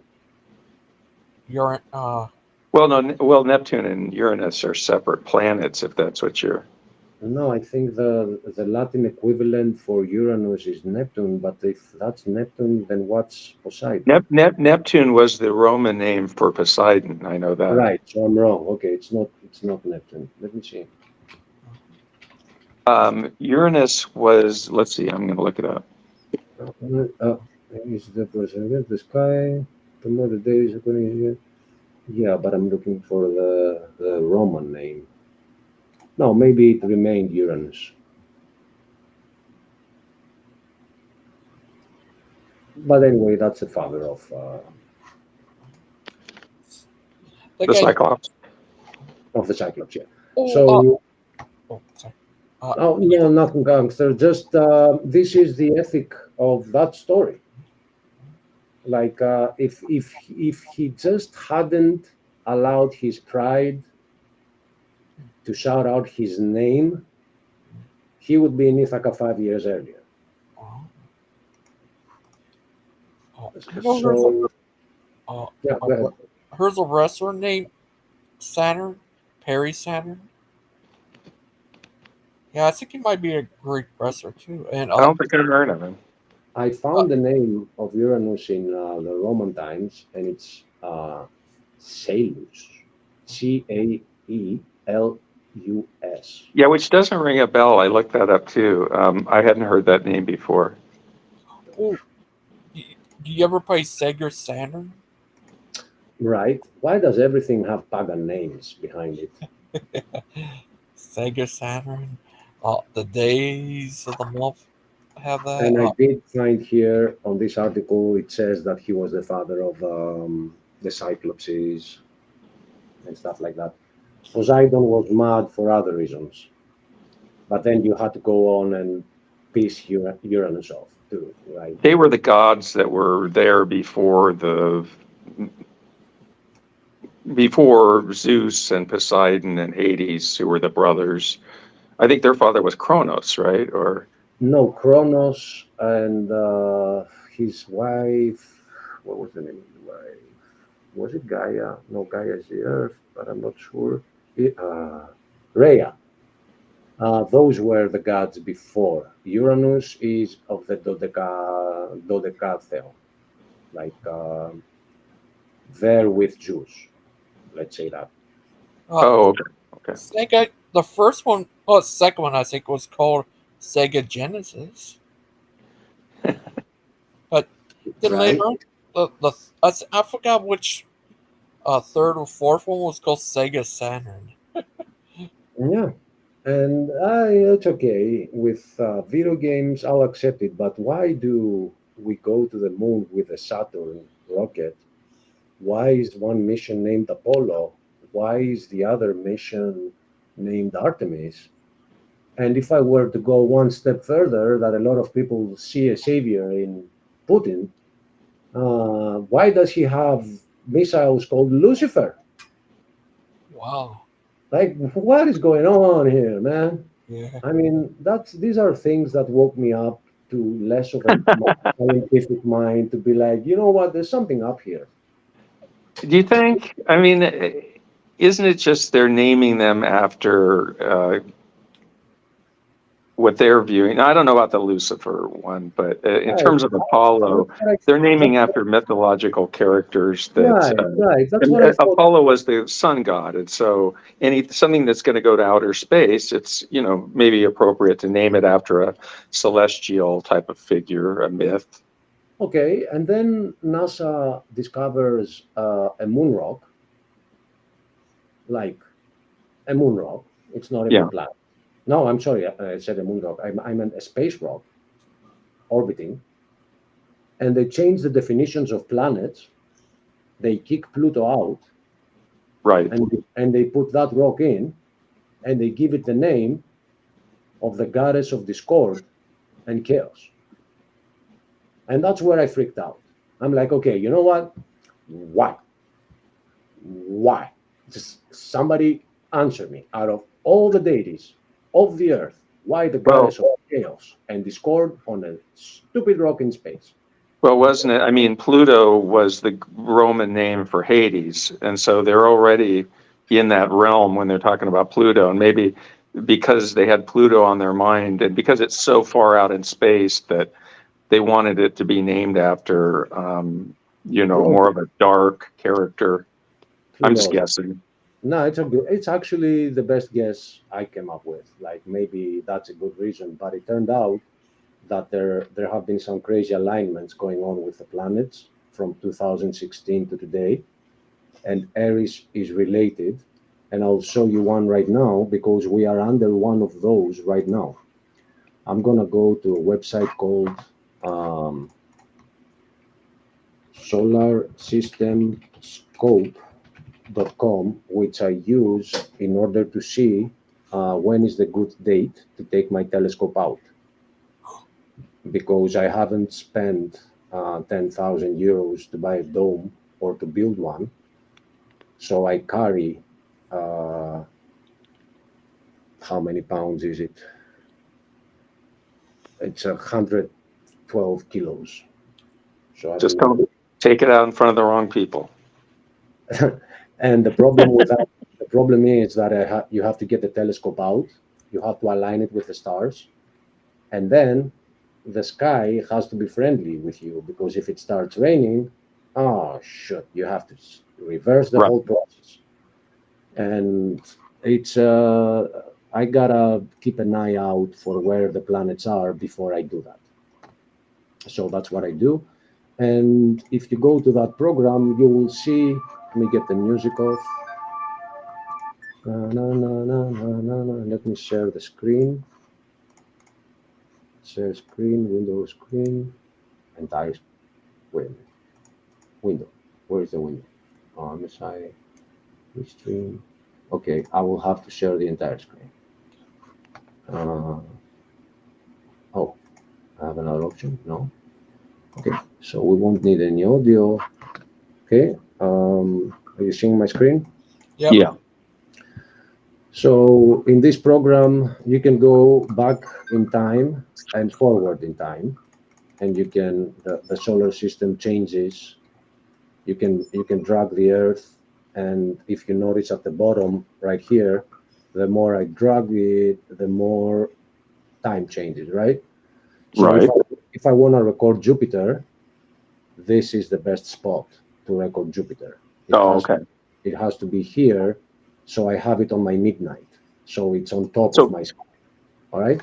It gives you the coordinates so that you can track. You can use the tracker on your telescope to track it.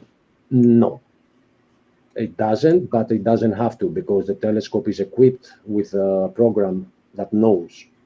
Got it. What you have to do is align where exactly it is on the Earth, and that is a small process called alignment. And those that have telescopes like that, they only have to do it once, and then they flick a switch, they close their dome, and they go to bed. In my case, every time I move it in and out of position, I have to do the alignment process all over again. Right, which I've done. I had astronomy, and we had to find, they would give us one of the M numbers, and they wouldn't tell us what it is. So we'd have to, we'd say that's the Andromeda galaxy, and then we'd have to do the alignment, find Andromeda Galaxy, and show the teacher that we'd found it. And awesome. So, question: was the telescope a go-to? Like, if you were to punch in Jupiter, it would turn itself to Jupiter, or you had to do the calculations and turn it yourself manually? you had to find it yourself. Yeah. So that means that that's This not. was back. We're talking the 1980s. Yeah. Now, if you YouTube aligning a telescope, you'll see it's a long process of finding a star, then turning to another star, then finding the tilt, then discovering where the north is. Then it has to do all these things for it to know where it is. Right.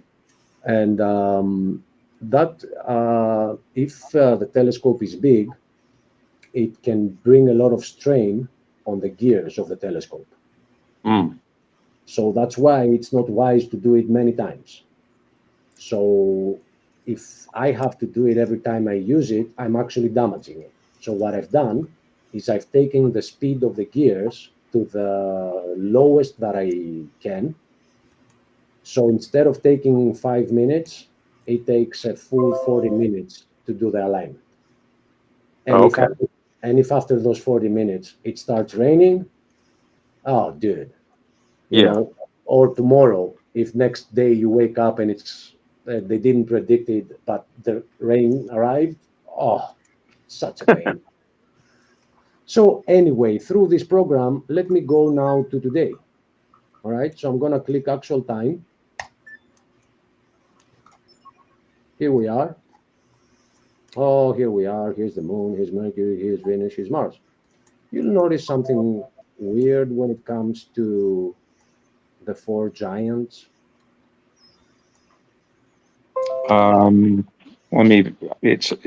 Let's see.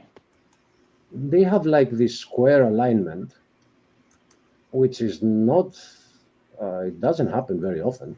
I mean, look at the height, the whole of solar system. Okay, I see that. So we have this square alignment right now,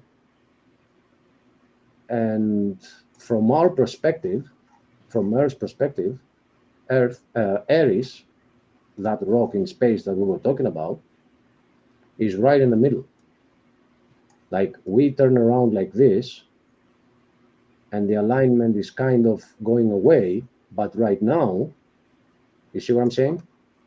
Now, if you look at it from far away, it's not even close, right? But from our perspective, it's like there is a square, and in the center of the square is the goddess of chaos and discord. So I actually think that 2024 is a very important year, and I hadn't even seen this alignment coming.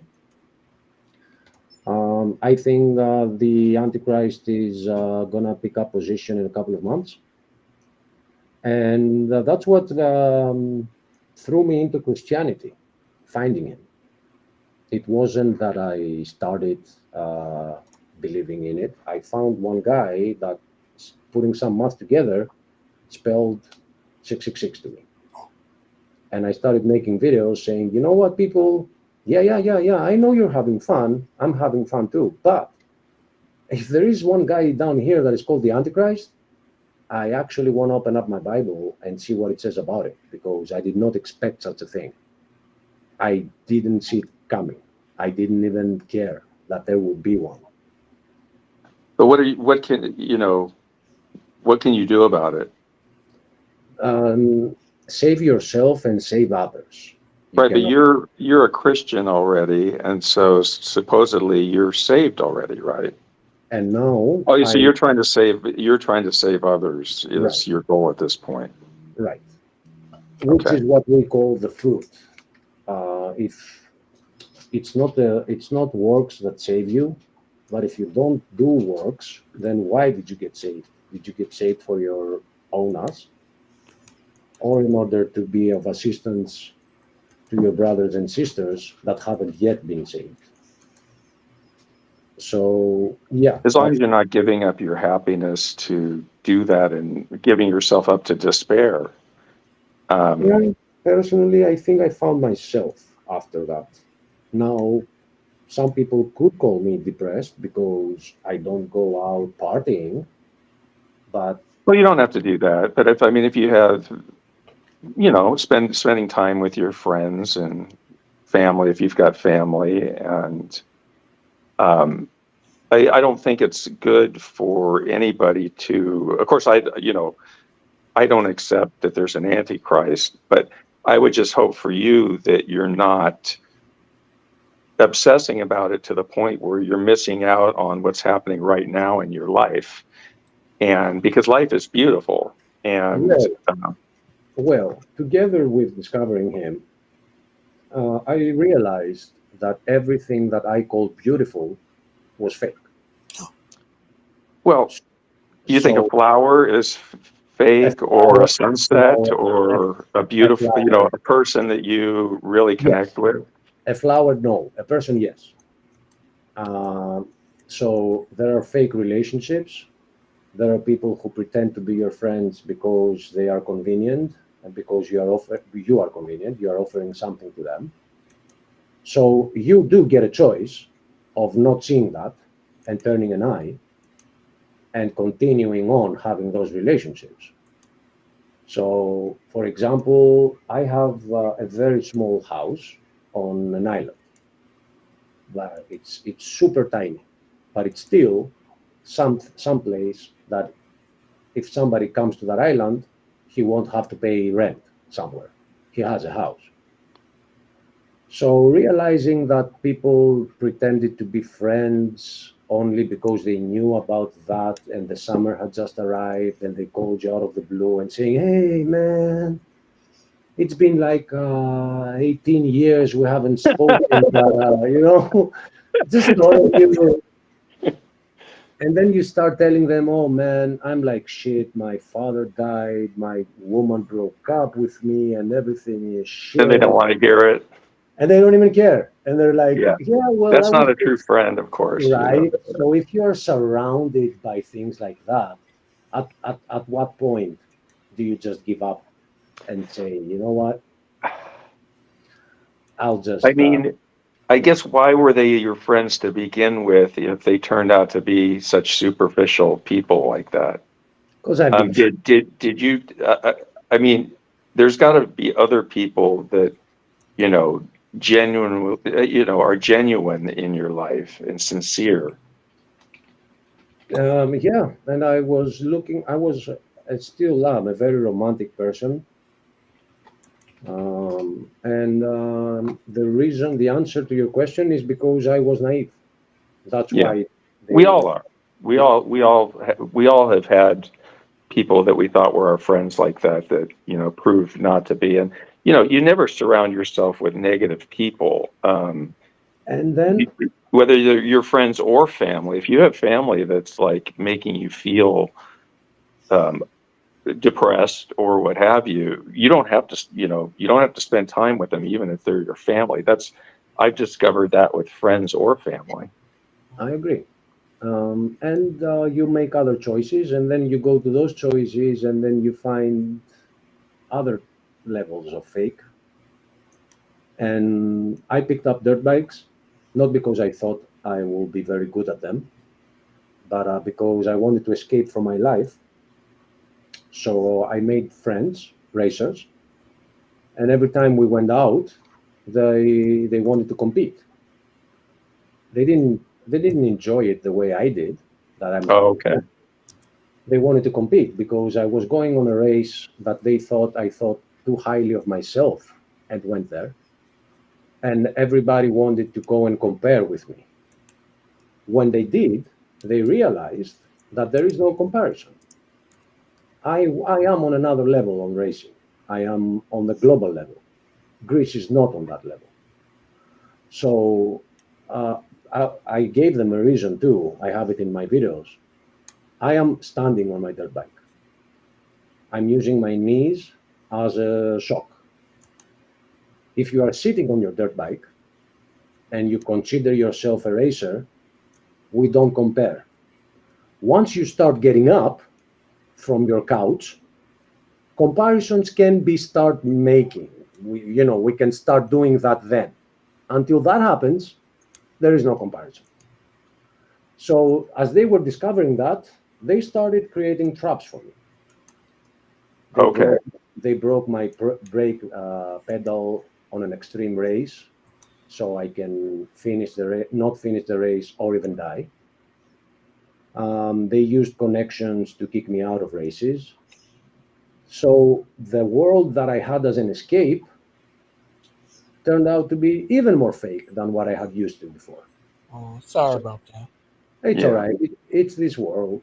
And I mean, that's, you know, when your hobby is something that's competition by its very nature, you're going to run into that kind of thing. But, you know, I don't run into people. My hobby's hiking in nature. And I don't run into people like that, you know. Nobody's trying to jack me up when I'm out there walking and I run across people. Right. Yeah, I should have taken up hiking because it relates more to survival and helping each other, while racing has more of a competitive nature by default. Yeah, I'm not saying like give it up or anything because you're good at it, obviously. No, I have. Oh, you have? Oh, I have. And listen to the rest of the story. So here comes one guy, a mechanic, a known mechanic in Greece, and says, you know what, on the race that you're going, which is in Romania, in the depths of the Carpathian Mountains, I'm going to come all the way up there and support you and be your mechanic. Oh, I'm like, thank you, sir. I've done this like once and I was on my own, and now I'm going to have a mechanic. So I didn't look up for another mechanic because he was coming.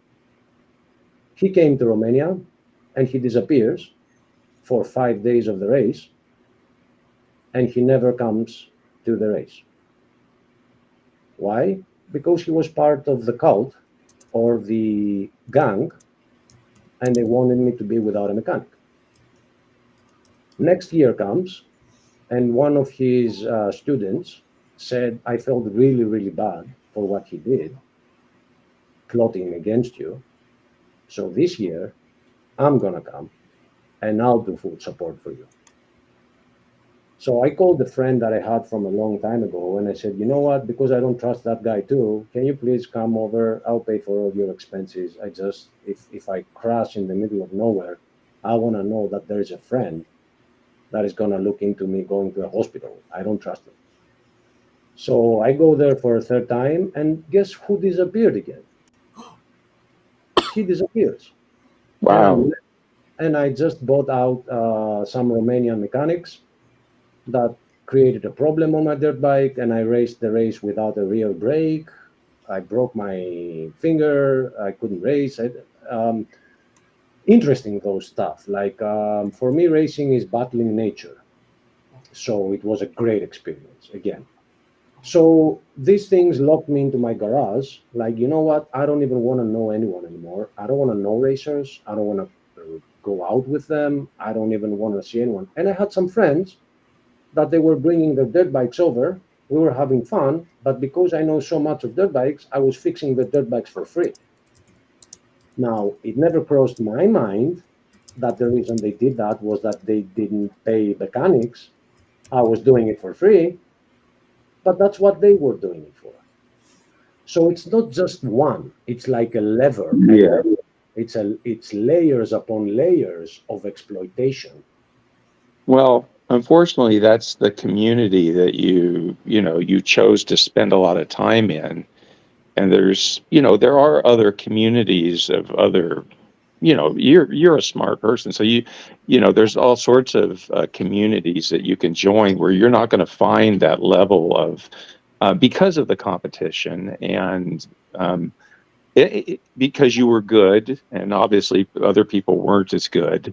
And they were, perhaps jealous of your accomplishments. That there's other communities where, and all this, that are healthier for you, and the people are more genuine.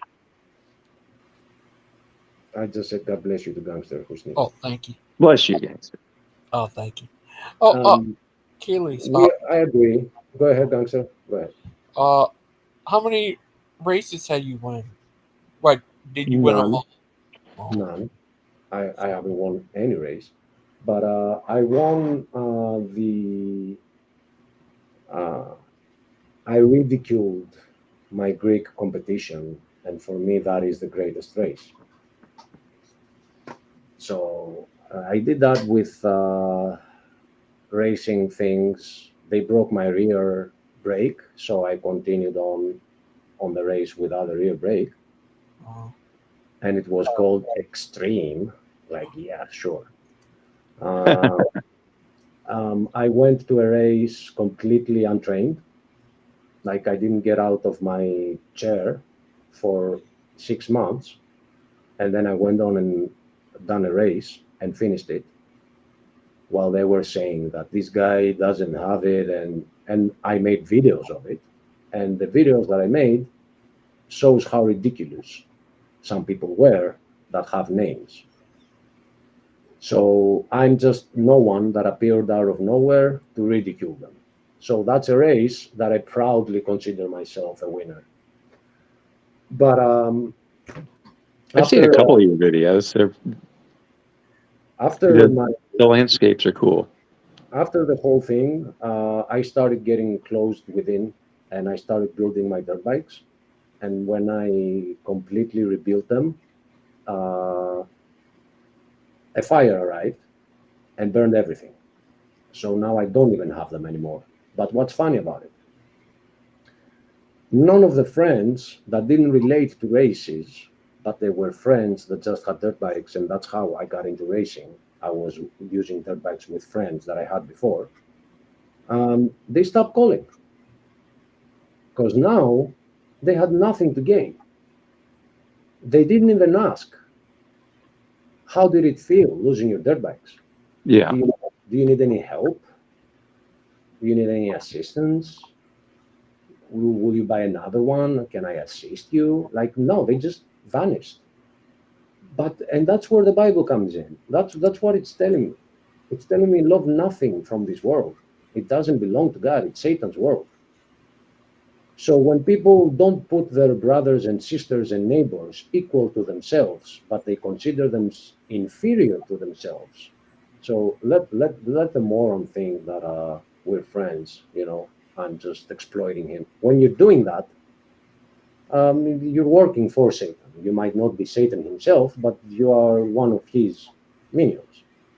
So, I found that everywhere. I found that in women that today they no longer look at you when it comes to your heart or when it comes to your eyes. They just look at your pocket. They have the Facebook and they will just see who you are. And you better have some pictures with yachts, If you don't, you have no hope. So overall, the whole thing is like, you know what? Let's just discard the whole thing and start over. So I'm not depressed, but I can't like the world anymore. Don't cut yourself off from the possibility that of course there are women that are, warm, beautiful, and they're not just looking at people for, their material possessions. I know. And so many when it comes to, let me just say one more thing about when it comes to the dirt bikers and stuff, you guys had that in common, the fact that you like to ride dirt bikes, but did you really know who they were apart from that commonality that you shared? Did you know who they were as, the depth of their humanity or what have you? Sometimes you think you do until misfortune hits. Right. That's when you discover it. So I thought I knew them. Yeah, we were having vacations together. We were close friends, even blood friends with cousins, not just friends. Blood is related also. Yeah. And they were even worse than friends. So I just look ahead in the promise that Jesus gave me. Don't worry about the whole thing, man. Just try to fish out as many people as you can from believing in this world too much. There is a better one coming. And I want you and Gangster Ghost to be included and I'll fight. Achilleas. Yeah, which one? Who was that? I heard the name. Oh, I'm in another room back in. That wasn't me, and I don't think that was Logan. No, what's up, me? Okay, we're starting a stream over Proverbs. It has Okay. been scheduled. Yeah, I have to get going too. My phone's running out of juice, but it was really good to talk to you, and Thank you, Big Ben. Likewise. thank you, Logan, and thank you, Achilles. Thank we'll you. talk again. Gangster Ghost, and Thank it was great. You're always BBM, welcome I'll on see you here. soon. Yep, I'll drop by. I just I was shy. I was shy. Now I'm better. All right. Oh, that's good. Cool. Well, have a good one, and I'll see you guys later. Bye. You too, everyone. See you later. Getting out of here is tricky. No, God! Yeah, exactly. Please, no! I didn't do that. Steven did it. All right, I found Look, I it. said hi. Okay, yeah, well, see you later, guys.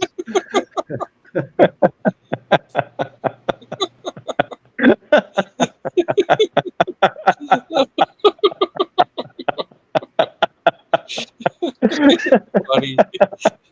Did you do that? No, not me. I don't. That was Steven. He does that. Oh, okay. That was hilarious. But thank you, Big Bad Mama.